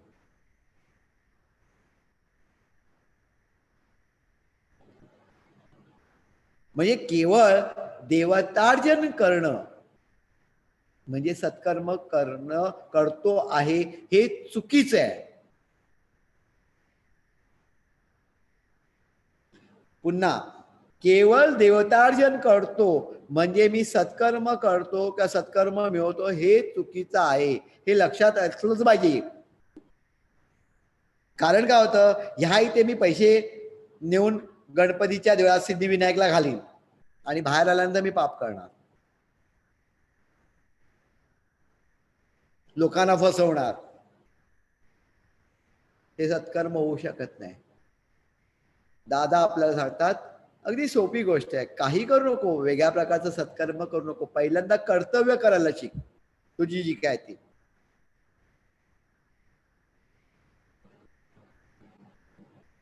आणि म्हणायला सोपं आहे, कर्तव्य म्हणजे काय नुसती सोपी नाही, प्रत्येक ठिकाणी आपली परीक्षा असते, ती कर्तव्य जर पहिल्यांदा केली, पुढचं नाही तर त्याच्यानंतर सत्कर्म. कर्तव्य जर केली नाही तर लक्षात ठेवा ऋणानुबंध निर्मिती होते, आणि ऋणानुबंध निर्मिती झाली म्हणजे तुझं जे सत्कर्म आहे ते खर्ची होणार. तर पहिल्यांदा कर्तव्य करायला आपण शिकली पाहिजे. वरील मार्गदर्शन परमपूज्य हाजी मलंग बाबांनी केले, परंतु त्यांची बोलण्याची भाषा काय होती, उर्दू होती, कळलं की नाही. आणि मला तर मराठी समजत होतं, बाकीचे जेवढे लोक होते त्यांना त्यांना तिकडे आजूबाजूला होते त्यांना पण काही कळत नव्हतं, कारण ते सुद्धा मराठी होते. आणि औदुंबर क्षेत्र सोडायचं नाही, कळलं की नाही. मग दादानी बाबांना सांगितलं, म्हणजे हाजी बाबांना, की मला तर काही समजत नाही, निदान मला भाषेचं तरी ज्ञान द्या. तेव्हा बाबांनी काय सांगितलं, हाजी बाबांनी, तू एक काम कर, आता तू सध्या पारायण करतो की नाही, पारायण तुझं 7 दिवसांचं झालं की त्याच्यानंतर 1 दिवस तू करू नको, आणि तू तुझ्या मामांकडे जा. भिलवडी म्हणून तिकडं जवळ आहे औदुंबरवरून ना, तिथे दादांचे मामा राहत होते भिलवडीला, गुणे गुणे मामा, त्यांच्याकडे तू जा, त्यांना उर्दू कळते, ते तुला समजून सांगतो. आणि तेव्हा सांगितलं हाजी बाबांनी की मी तुझ्या माध्यमातून पुढे येणार आहे, त्याला परकाया प्रवेश किंवा संचार म्हणतात, मी येणार नंतर, पण त्याला अजून 1 वर्ष तुला थांबावं लागेल, कळलं की नाही. पण कोणाच्याही माध्यमातून आम्ही जाऊ शकत नाही, हे पण सांगितलं त्यावेळेला त्यांनी, कोणाच्याही माध्यमात आम्ही जाऊ शकत नाही. आणि हेच मगाशी आपण म्हटलं ना की त्या माध्यमाने साथ द्यावी लागते.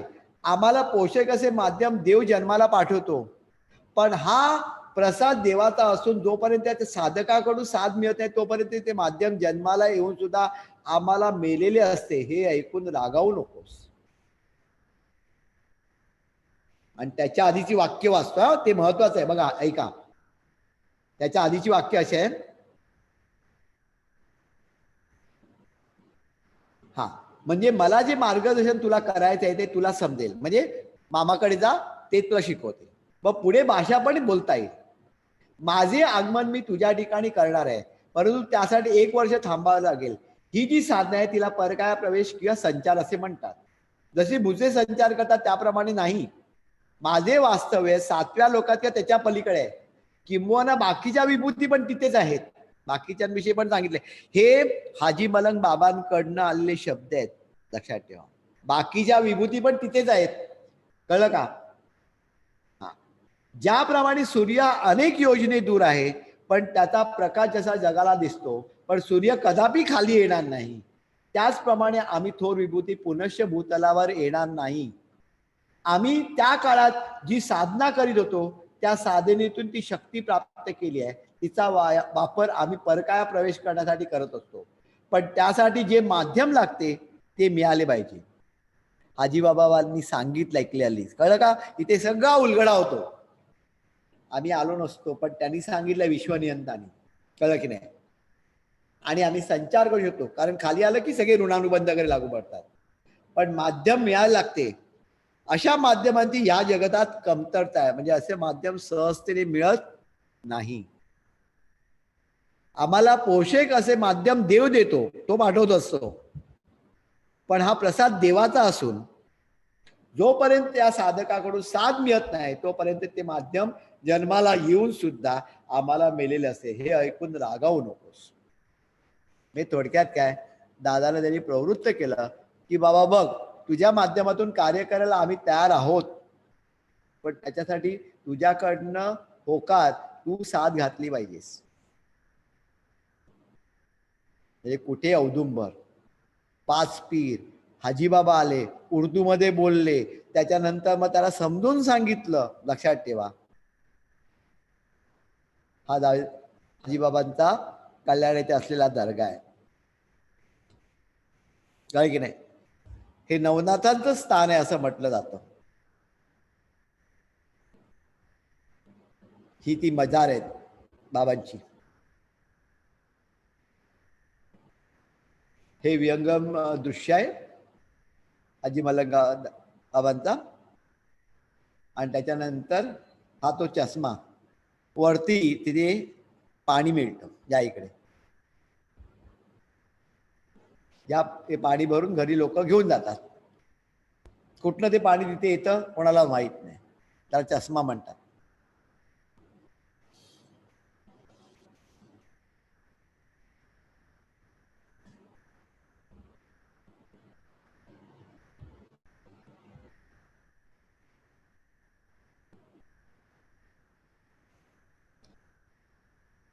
आता जरा अजून पुढे जाऊया. मानव जन्माला येतो, पण जन्म घेणे सोपे नाही. हे सगळं ज्ञान द्यायला सुरुवात केली हा हाजीबाबांनी. ओके, जन्माला येण्याचे कारण दोन प्रकारचे असतात.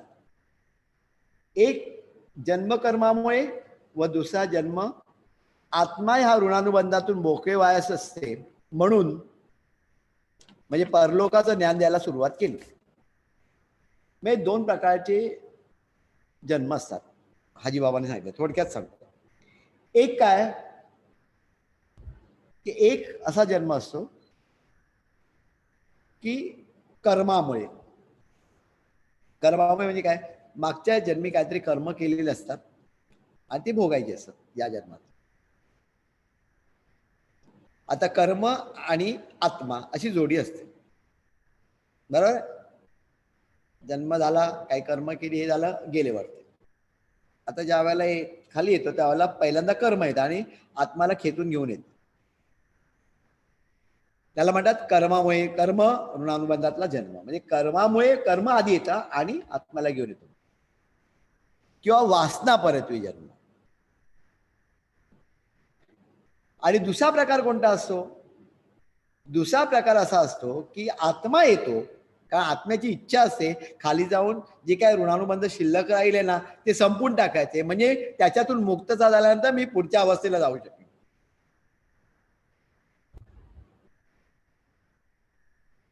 तो इच्छा परत्वे जन्म असतो. तसे दोन प्रकारचे जन्म असतात, कर्म परत्वे जन्म आणि इच्छा परत्वे जन्म. आता याच्यामध्ये महत्वाची गोष्ट काय, दोघांमधला फरक काय, तर कर्म परत्वे जन्मामध्ये कर्म आधी घेऊन येतं, त्याला काही इच्छा वासना असतात खाली राहिलेल्या. आत्म्याला त्याच्यामध्ये काही इच्छा नसते, पण त्याच्या वासना एवढ्या तीव्र असतात, कळलं की नाही? ते आत्म्याला म्हणते चल खाली माझ्यावर. मग कर्म परत्वे जन्मामध्ये काय होतं, कर्म एवढं प्रखर असू शकतं ते काही करायला सांगू. म्हणजे आत्मा आहे देहामध्ये, आणि आपल्याला कधी कधी असं कितीतरी वेळा आपण वाचतो की एखादा म्हणजे चांगला होता सगळं आणि सडनली त्यांनी कोणाचा तरी खून केला. ते कोणी करायला लावलं? ते कर्माने करायला लावलं.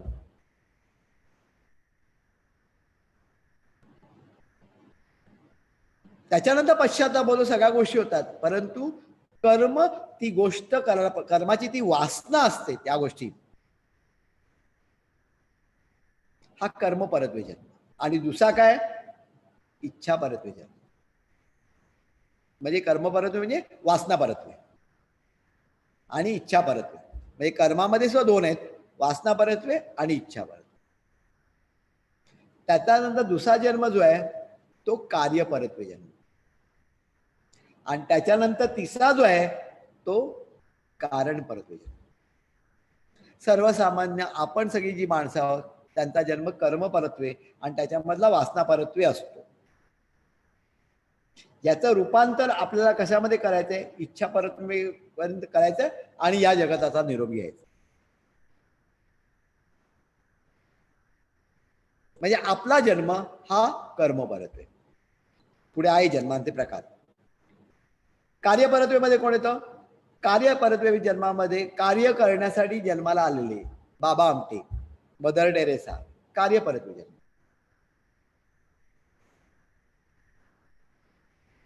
आणि त्याच्यानंतरही त्याच्याही पलीकडे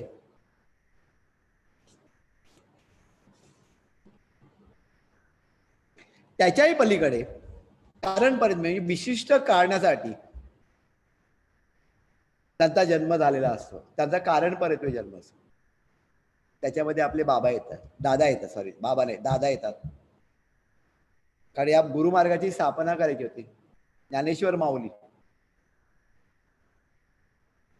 कळलं की नाही. हे सगळे कारण परत्वे जन्मात. ओके, आता हे प्रथम ज्ञान तुम्ही आता आपण वाचल्यानंतर आपल्याला कळलं अरे असंच आहे. तुम्ही जस्ट विचार करा की त्यावेळेला कोणतरी विभूती येते आणि ती विभूती हे ज्ञान देते. तर दादानी काय म्हटलंय, जीवनाबद्दलच्या ह्या तत्वज्ञानाचा श्री गणेशा म्हणून मला जेव्हा लाभ झाला त्यावेळेला मी स्वतःला धन्य समजू लागलो. अरे मला हे काहीतरी वेगळं समजलं, कर्म परत्वे काय, कार्य परत्वे काय, कारण परत्वे काय, ऋणानुबंधा असं करतं त्या गोष्टी. आणि कर्म जन्माला, कर्म आत्म्याला घेऊन येतो, हे सगळं मला नवीन होतं. म्हणजे श्री गणेशा झाली दादांची थोडक्यात, पहिलं ज्ञान प्राप्त व्हायला लागलं. याचा अर्थ जेव्हा समजला तेव्हा परमपूज्य बाबाने एके दिवशी झोपेतून जागे केले. मी स्वतःला धन्य समजू लागलो आणि बाबाने जागा केला. त्यावेळेला पहाटेचे 4 वाजले होते. गुरु आज्ञेप्रमाणे 6 महिने नित्य गुरुचरित्र पारायण, माधुकरी इत्यादी सेवा चालू होती. तो 15 अमावास्येचा होता. सर्वत्र काळोख होता, पण कोणीतरी हाक मारली, शब्द आले, मुला उठ. म्हटल्यावर उठलो. त्यावेळी वास्तविक अंधार होता, पण जेव्हा हाक आली व जेव्हा उठलो त्यावेळेला चांदण्याचा प्रकाश दिसू लागला. मी नदीवर जाऊन तोंड धुतले, विचार करू लागलो. 4 दिवसांनी अमावास्या आहे व आज पहाटे चंद्र दिसत नाही, पण प्रकाश सर्वत्र पडलाय. हा काय चमत्कार आहे. कारण चांदणे नसून प्रकाश स्पष्ट दिसत होता. कोणीतरी हाक मारली, ते स्पष्ट आठवते. निश्चित ही हाक परमपूज्य बाबांचे हे जाणवले. शेवटी बाबांनी सांगितले, याला आत्मा अधिक प्रकाश म्हणजे ज्योतिष्मती अवस्था असे म्हणतात. पहिली आज्ञा अशी होती, हा इथपर्यंत पहिल्यांदा वाचा. म्हणजे अमावास्या होती खरं, म्हणजे सगळीकडे काळोख असला पाहिजे. पण आता दादाला पुढे न्यायचं होतं ना, एक एक गोष्टीचं ज्ञान त्यांना द्यायचं होतं. त्यामुळे तसे अनुभव त्यांच्या आयुष्यामध्ये यायला पाहिजे होते. त्यावेळेला 4 वाजता कोणतरी त्याला जाग आली. त्याला कळे ना, डोळे उघडले आणि बघितलं तर अरे अमावास्या तर 3 दिवसावरती आलेली आहे, पण इथे तर सगळे उजेड आहे. त्यावेळेला त्या अवस्थेचे वर्णन त्यांनी केलंय. आणि त्यांनी काय सांगितलं, आत्मा आणि प्रकाश म्हणजे ज्ञान, आत्मा आणि ज्ञान म्हणजेच ज्योतिष्मती अवस्था.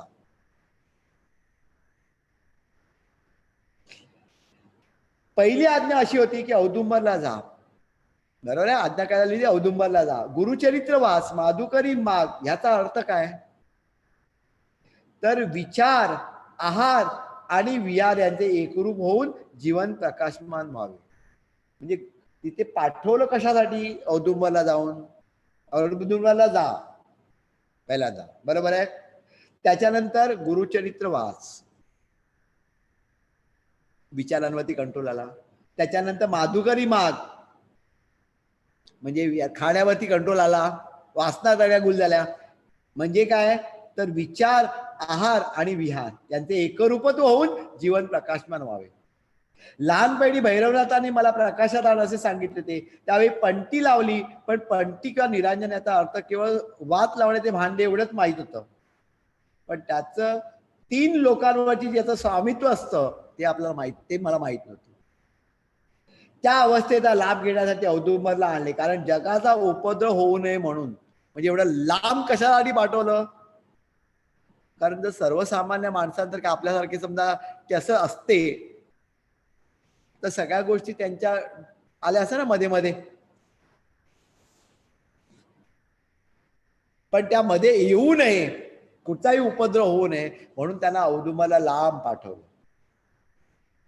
आणि मग काय सांगितलं, यापुढे तुला जे वाचायचे, जे सेवेकरी येथे बसून गुरुचरित्र वाचतात ते जरी पहिल्यांदा मी वाचत होतो, तरी यापुढे तुला हे वाचायचे नसून तुला जिवंत गुरुचरित्र वाचावायचे आहे.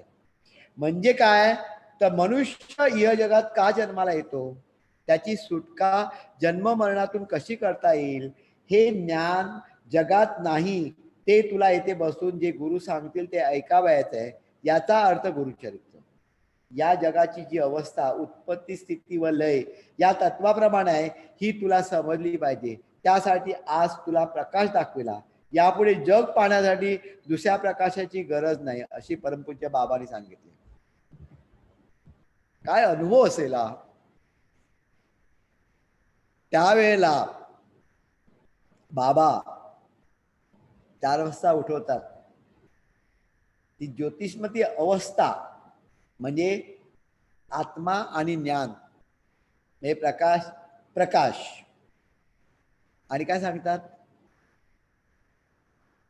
तुला गुरुचरित्र वाचायचं, पण यांच्यासारखं गुरुचरित्र नाही. बाकीचे जसे पारायणाला बसलेत ना इकडे गुरुचरित्र करायला, तसं नाही तुला करायचं. तुला जिवंत गुरुचरित्र वाचायचं. जिवंत गुरुचरित्र म्हणजे काय तर मनुष्य कशाला जन्माला येतो, या जन्म मरणाच्या फेऱ्यातून त्याला सुटका कशी करून घेता येते, कळलं की नाही. जगामध्ये सगळ्या गोष्टी उत्पत्ती, स्थिती आणि लय ही जी 3 तत्व याच्यावरती आधारित आहे. त्या सगळ्या गोष्टी तुला समजायला पाहिजे. आणि नंतर पुढे जेव्हा आपण दादांच्या मार्गामध्ये जातो आणि जेव्हा अभ्यास करतो, तर हे जे सुरुवातीला जी 3-4 वाक्य जी बाहेर पडली होती बाबांच्या तोंडातून, त्या विस्तारित स्वरूपामध्ये आपल्याला त्याचा अभ्यास पुढे दिसतो. सगळ्या ठिकाणी ते उत्पत्ती, स्थिती, लय म्हणजे काय, ही तत्व काय, कशामध्ये असतात, का असतात, सगळं सांगितलेलं आहे. आपल्या जीवनामध्ये आपल्याला कुठे माहित होतं उत्पत्ती, स्थिती, लय आहे, निसर्गामध्ये आहे, म्हणजे विश्वामध्ये आहे, तीच आपल्यामध्ये आहे, कुठे माहित होतं.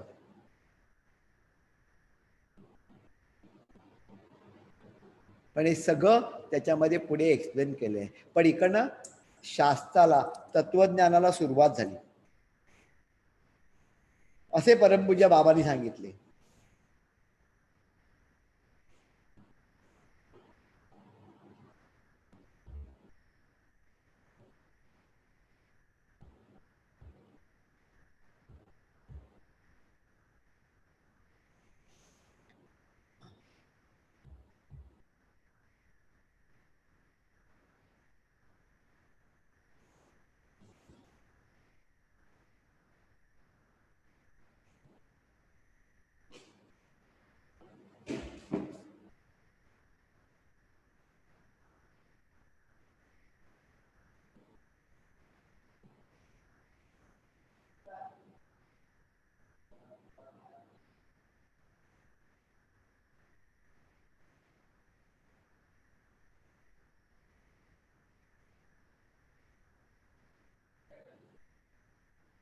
बटन प्रेस झालं.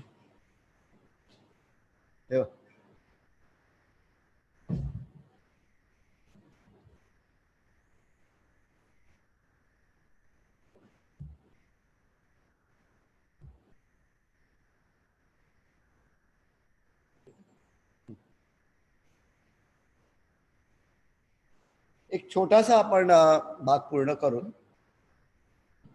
त्याच्यानंतर मग आपण मध्ये ब्रेक घेऊया. आता जीवाची उत्पत्ती व त्याच्यानंतर स्थित्यंतर वगैरे हा थोडासा भाग गुरुप्रसाद आणि त्याच्या संमेलनामध्ये दादाने घेतलेला आहे. परंतु हा व्यवस्थित पुढे जे पुढचा जो विषय येणार आहे तो व्यवस्थित समजण्यासाठी आता थोडासा विषयांतर आपण करतोय. तर हाजी मलंग बाबांनी दादांना सांगायला सुरुवात केली काय, उत्पत्ती, स्थिती आणि लय, त्याच्यानंतर जन्म मरण हा जो फेरा आहे, हा फेरा म्हणजे काय हे सगळं सांगायला सुरुवात केली. तर त्यावेळेला मनुष्य म्हणजे काय हे पहिल्यांदा कळलं पाहिजे ना. तर मनुष्य जन्म जेव्हा प्राप्त होतो तर त्याच्याविषयी थोडक्यात माहिती आपण घेऊया आणि त्याच्यानंतर आपण पुढे जाऊया.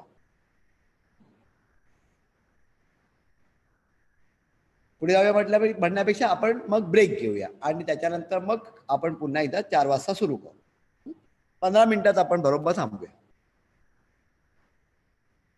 आता जीवाची उत्पत्ती व स्थित्यंतर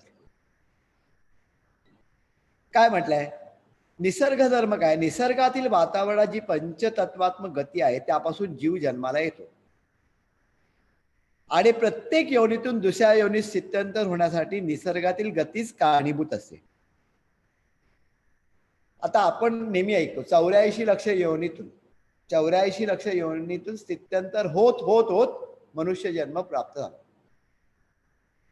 परंतु पहिल्यांदा जीव कसा तयार होतो, तर पंचतत्वात्मक गती आहे. पंचतत्वात्मक म्हणजे काय, 5 तत्व जी आहेत, पृथ्वी, आप, तेज, वायू आणि आकाश, या 5 तत्वांच्या गतींमध्ये भिन्नता आहे आणि या गतींमुळे जीव जन्माला येतो. आता आपल्या दृष्टीने काय चमत्कार आहे, म्हणजे काय विचार करू आपण. आता समजा आपण ह्या इथे एक पाव ठेवला, तर आपण समजा 2 दिवसानंतर तो पाव बघितला किंवा कुठचंही अन्न ठेवलं ते अन्न शिळं होतं, कळलं की नाही. आणि तेवढंच नाही तर त्या ठिकाणी किडे तयार होतात, काहीतरी जीवाणू तयार होतात. आला कुठनं, एवढासा तो कीटक जो आहे आला कुठनं, हवेत तर कुठे नव्हता पण आला ना, तिकडे दिसतो आपल्याला तिथे.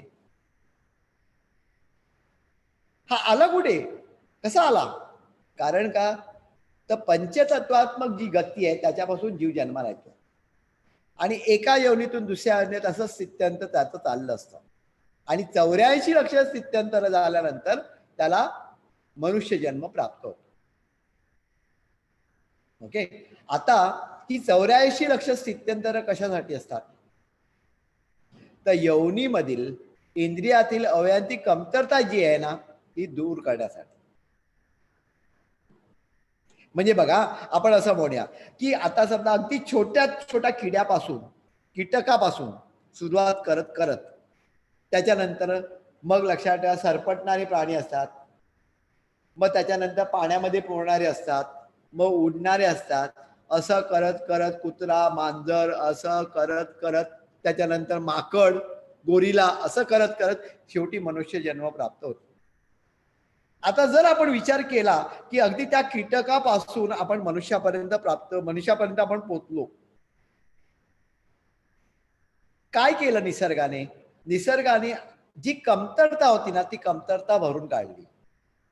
म्हणजे काय, तर याच्यामध्ये हा गुण कमी पडतो ना, चल त्याच्यामध्ये हा गुण टाकूया, मग पुढे आल्यानंतर अजून हा कमी पडतो ना त्याच्यामध्ये हे टाकूया, असं करत करत करत करत शेवटी आपण मनुष्य जन्म म्हणून प्राप्त झालो. तर मनुष्य जन्म जेव्हा आपल्याला प्राप्त झाला तेव्हा त्यांनी काय केलं, जी काही त्याला परिपूर्णता द्यायची होती ती तेवढी परिपूर्णता त्यांनी दिली. कशामध्ये, योनींमध्ये दिली, इंद्रियांमध्ये दिली, अवयांमध्ये दिली. म्हणजे आता मला 2 हात दिले, एकच हात दिला असता ना चाललं असतं ना. 2 पाय दिले, आता कुत्र्याला 2 हात 2 पाय नाही दिले, 4 पाय दिले, कारण त्याला त्या पद्धतीने जायचं आहे. आता माकडाला काय 2 हात 2 पाय असे दिलेत, पण 2 हाताचा तो पाया म्हणून उपयोग करू शकतो. पण त्याच्याही पलीकडे जाऊन आपल्याला अजून एक काय दिला, आपल्याला बुद्धी दिली. प्राण्यांमध्ये आणि आपल्यामध्ये फरक काय, तर प्राण्यांमध्ये बुद्धी असते, परंतु ती मर्यादित असते, व्यक्त होत नाही. ती माकड सांगू शकत नाही, अरे मला काय वाटतं, कुत्रा सांगू शकत नाही. मग आपल्याला कळतं त्याच्या डोळ्यातून पाणी आलं, हे आलं, ते आलं, शेपटी हलवली त्याच्यावर. पण तो बोलू शकतो, सांगू शकतो का, असं व्यक्त करू शकतो का, नाही करू शकत. आणि जर तुम्ही त्याच्या डोळ्यामध्ये पाहिलं, तुमची समजा त्याची तार जुळली, तर तुम्हाला तो काय भाव सांगतोय ते समजते, नाहीतर नाही. मनाचं त्यांच्या अस्तित्व नसतं, त्यांना सुख दुःख नसतात. एखाद्या कुत्र्याचं समजा पिल्लू समजा आपण नेलं, तेवढं क्षणिक त्याला वाटतं, त्याच्या पलीकडे काहीच नसतं. हा, देवाने तशी निर्मितीच केली आहे. परंतु आता समजा आपलं मूल समजा कोणी नेलं तर कसं वाटेल? म्हणजे मनाचं अस्तित्व तिथे नसतं. मग या सगळ्या गोष्टी ज्या होत्या, त्या कमतरता होत्या, त्या सगळ्या भरून काढल्या आणि मग मनुष्य जन्म प्राप्त केला. आता मनुष्य जन्म प्राप्त झाल्यानंतर त्याला काय म्हटलंय दादानी? निसर्ग निर्मित म्हणजे ईश्वर निर्मित हा एक बहुमूल ठेवा आहे. आता ठेवा म्हटल्यानंतर डिपॉझिट तो आपला नाहीये, हा निसर्गाने आपल्याकडे ठेवलेला ठेवा आहे. त्यांचा डिपॉझिट आपल्याकडे, ईश्वराचा डिपॉझिट आपल्याकडे. हा जो जन्म आपल्याला प्राप्त झालेला आहे ना, हा त्याचा आहे, आपला त्याच्यावरती अधिकार नाहीये. म्हणून त्याला ठेवा म्हटलंय. ठेवा म्हणजे इंग्लिशमध्ये काय? डिपॉझिट. आपण डिपॉझिट करतो की फिक्स डिपॉझिट, म्हणजे आपण बँकेमध्ये तेवढे पैसे ठेवतो. तसंच हा एक बहुमोल ठेवा आहे. It is an asset given by them.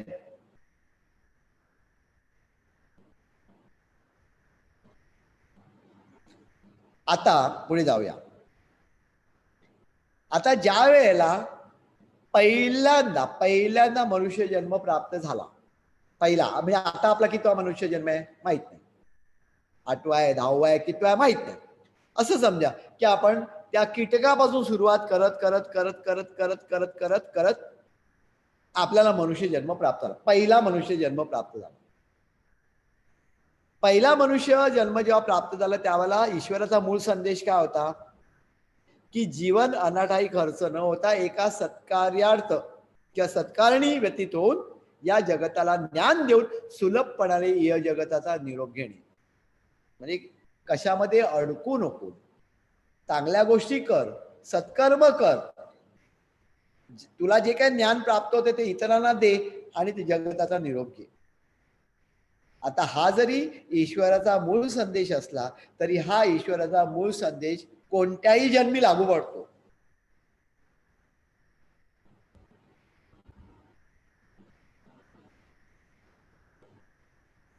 आणि हा जो संदेश आहे, हा संदेश कितपर्यंत आपण पाळतो त्याच्यावरती आपलं सगळं जीवन असतं. म्हणजे या वर्षी सुद्धा आपण म्हटलं काय करायचं त्याचे सत्कर्म सत्कार, ठीक आहे, पुन्हा चाललो आपण, पुन्हा येणार जन्माला. कुठेतरी तो सांगतोय की ईश्वराचा मूळ संदेश काय किंवा निसर्गाचा मूळ संदेश काय? जीवन अनाठाई खर्च न होता काहीतरी सत्कार्य किंवा सत्कारणी घालो आणि मग ज्ञान इतरांना देऊन या जगताचा निरोप घे. दादाने आपल्याला काय सांगितलंय? दादाने पण तेच सांगितलं ना की मी ते निश्चित केलं की जे काय मला प्राप्त होईल, ज्ञान प्राप्त होईल ते इतरांना देईन आणि त्याच्यानंतर या जगताचा निरोप घेईन. आणि त्याप्रमाणे दादानी दिलेला शब्द, दादानी जे काय लिहिले त्याप्रमाणे दादा वागले. दादानी कोणतेही ज्ञान त्यांच्याबरोबर ते घेऊन गेले नाहीत. कितीतरी सत्पुरुष असे आहेत त्यांच्याबरोबर ते ज्ञान गेलं, पुढे काहीच नाही. दादानी जे काय अनुभवलं ते सगळं लिहून ठेवलेलं आहे आणि आपल्या बरोबरच्या काही भक्तांना तर त्यावेळेला त्यांनी ते अनुभव दिलेले तसेच. आणि आपल्याला सांगितलंय की तुम्हाला सुद्धा हे असे अनुभव येतील पुढे. पण त्याच्यासाठी तुम्ही काय करायला पाहिजे ते पण दादाने सांगितलं. ते जर आपण केलं तर ते अनुभव जे दादांना आले होते ते आपल्या दृष्टीने चमत्कार राहणार नाही. आता आपल्याला चमत्कार वाटतात. ज्या वेळेला एखाद्या समजा दुःखी कष्टी व्यक्ती येतो त्यावेळेला काय काय वेळेला असं सांगितलं जातं, काय काळजी करू नका, होईल व्यवस्थित, होईल, काळजी करू नको, असं होणार, तू काळजी करू नका, जरा सुद्धा काळजी करू नको, होणार व्यवस्थित. होतं तसं. कोणाची शक्ती आहे? त्यांची शक्ती आहे. आपली शक्ती आहे काही नाही.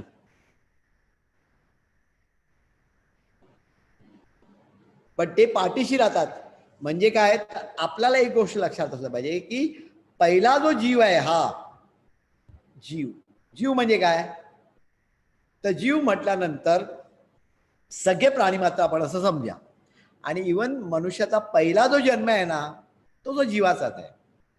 आणि एकदा मनुष्य म्हणून तो जन्माला आला की त्याला काय म्हणतात, जीवात्मा. आता जीव ते जीवात्मा इथपर्यंत कोण उत्क्रांत करतो? म्हणजे अगदी कीटकापासून सुरुवात करत करत करत करत करत मनुष्य जन्मापर्यंत कोण करतो? निसर्ग करतो.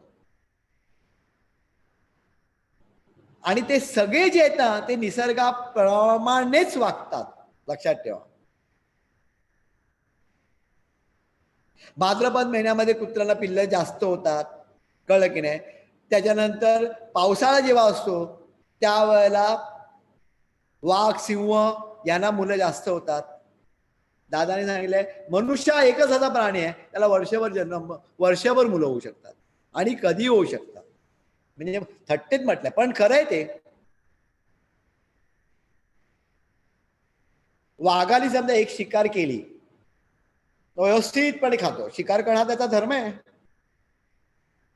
पण तो असं नाही करत, आता एक हरण मारलं, थोड्या वेळ दुसरं मारलं, तिसरं मारलं, 4-5 मारून ठेवले, आता पहिल्यांदा मी हे खातो, मग उद्या ते खाईन, असं नाही करत. तो एकच हरण खाणार, तोपर्यंत तो दुसऱ्या हरणाकडे बघणार पण नाही. आपण करतो का तसं? हे पण जाते, हे पण मला हवंय, ते पण मला हवंय, अर्ध मी फुकट घालवीन.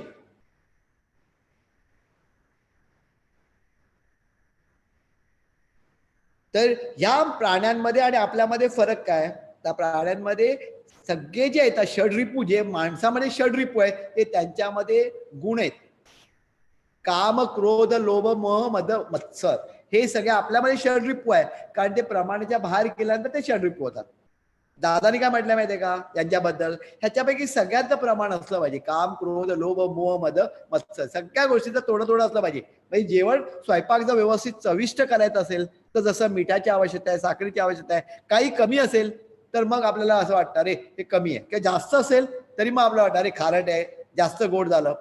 तसंच ह्या सगळ्या गोष्टी आवश्यक आहे, पण त्या प्रमाणात असल्या पाहिजे, तरच त्याला मजा आहे. प्रमाणाच्या बाहेर गेलं तर लक्षात ठेवा ती मजा निघून जाते.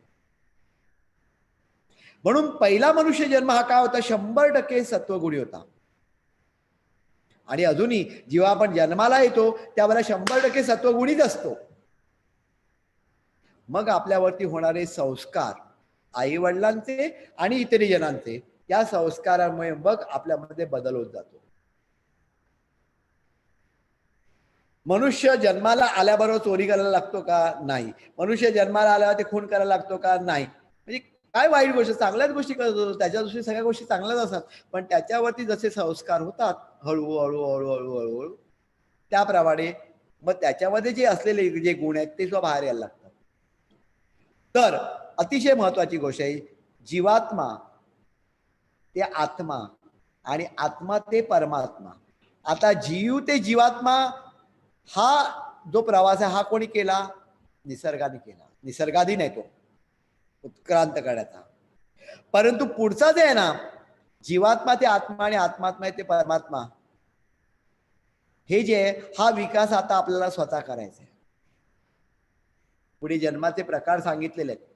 त्याच्यानंतर जीवात्मा, आत्मा, परमात्मा हे आपल्याला कुठे सापडतात याचा आपण अभ्यास पुढे नंतर करणार, ब्रेक नंतर. म्हणजे थोडक्यात काय, जीव ते परमात्मा. म्हणजे जीव म्हणजे काय, तर कीटकापासून सुरुवात करून मनुष्य जन्मापर्यंत आलो म्हणजे जीवात्मा झालो. आता मला पुढे जायचंय, जीवात्मा मधनं मला आत्मा या अवस्थेमध्ये जायचंय आणि आत्मा या अवस्थेवरनं मला परमात्मा या अवस्थेमध्ये जायचंय. जीवात्मा जोपर्यंत मी आहे तोपर्यंत लक्षात ठेवा माझ्याकडे वासना पण आहे आणि माझ्याकडे इच्छा आहे. त्याच्यानंतर पुढे जेव्हा मी आत्मा म्हणून जाईन त्यावेळेला केवळ इच्छा असणार. कळलं की नाही? आणि कार्यपरत्वे जन्म असणार आणि परमात्मा म्हणून जेव्हा असणार लक्षात ठेवा तेव्हा सगळे देवासारखे गुण असणार. अगदी देव कळक नाही म्हणजे एक कारण अवस्था असणार त्यावर. म्हणजे कर्मपरत्वे जन्म, कार्यपरत्वे जन्म, कारणपरत्वे जन्म, जीवात्मा आत्मा परमात्मा ह्या सगळ्या गोष्टी लिंक्ड आहेत. मग आता आपण थोडक्यात काय आहोत, आपण जीवात्मा किंवा जीव आहे आणि आपल्याला अनेक जन्मानंतर आपल्याला कुठे जायचंय तर आपल्याला पुढे प्रोग्रेस करून आपल्याला परमात्मापर्यंत पोहोचायचंय. पण त्याच्यामध्ये आत्मा आहे, आत्मा ही अवस्था आहे.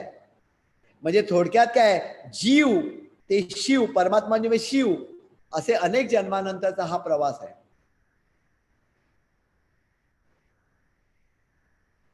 आता जसे आपण पुढे जाऊ तसा आपल्या जगताला आपला उपयोग जास्त होणार. बाबा आमटेंचा उपयोग झाला की नाही, मदर टेरेसाचा उपयोग झाला की नाही, कारण ते आत्मा अवस्थेमधले आहेत. आपले दादा ज्ञानेश्वर माऊली परमात्मा अवस्थेमध्ये आहेत.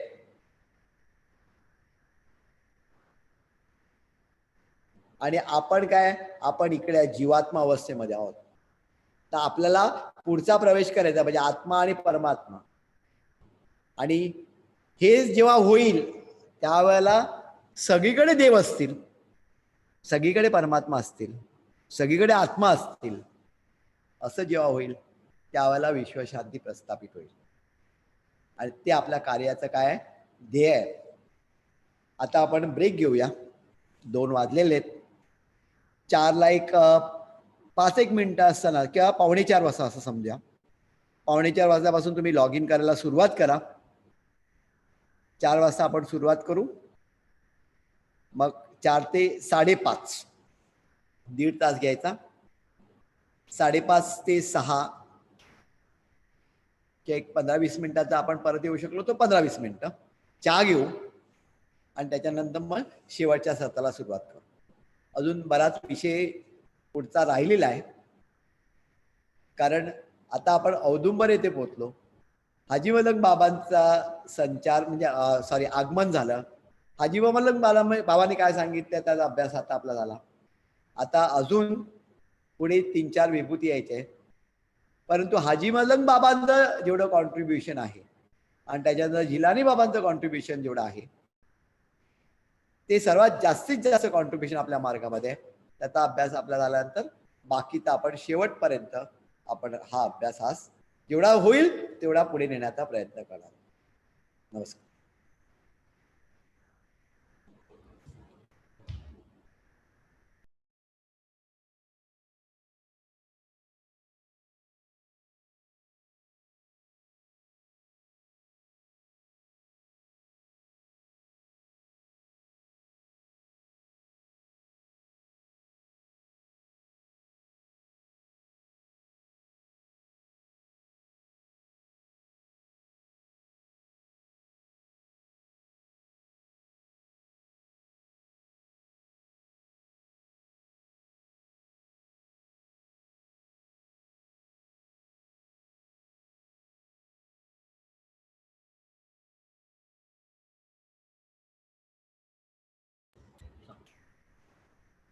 हा नमस्कार. आता आपण इकडनं बंद करत आहोत कार्यकेंद्रावरनं, कारण 2 तास आहे मध्ये जवळजवळ. तर साधारणपणे 3:30 4:45च्या सुमारास आपण पुन्हा सुरुवात करणार. पुन्हा लॉग इन करा तुम्ही. 3:30 वाजताच करू पाहिजे तेव्हा लॉग इन करायला सुरुवात करा. ओके. 4 वाजता बरोबर आपल्याला सुरुवात करता येईल. आणि समजा तुमचे काही प्रश्न वगैरे असतील तर मध्ये आपल्याला चहा पानाचं जेव्हा सत्र आहे तर त्यावेळेला तुमच्या प्रश्नांची उत्तर देण्याचा प्रयत्न आपण करू. ओके. तर आता इकडं आम्ही बंद करतो आहोत. त्याच्यानंतर सकाळी जसं लॉग इन केलं होतं त्याचप्रमाणे लॉग इन करा. नमस्कार.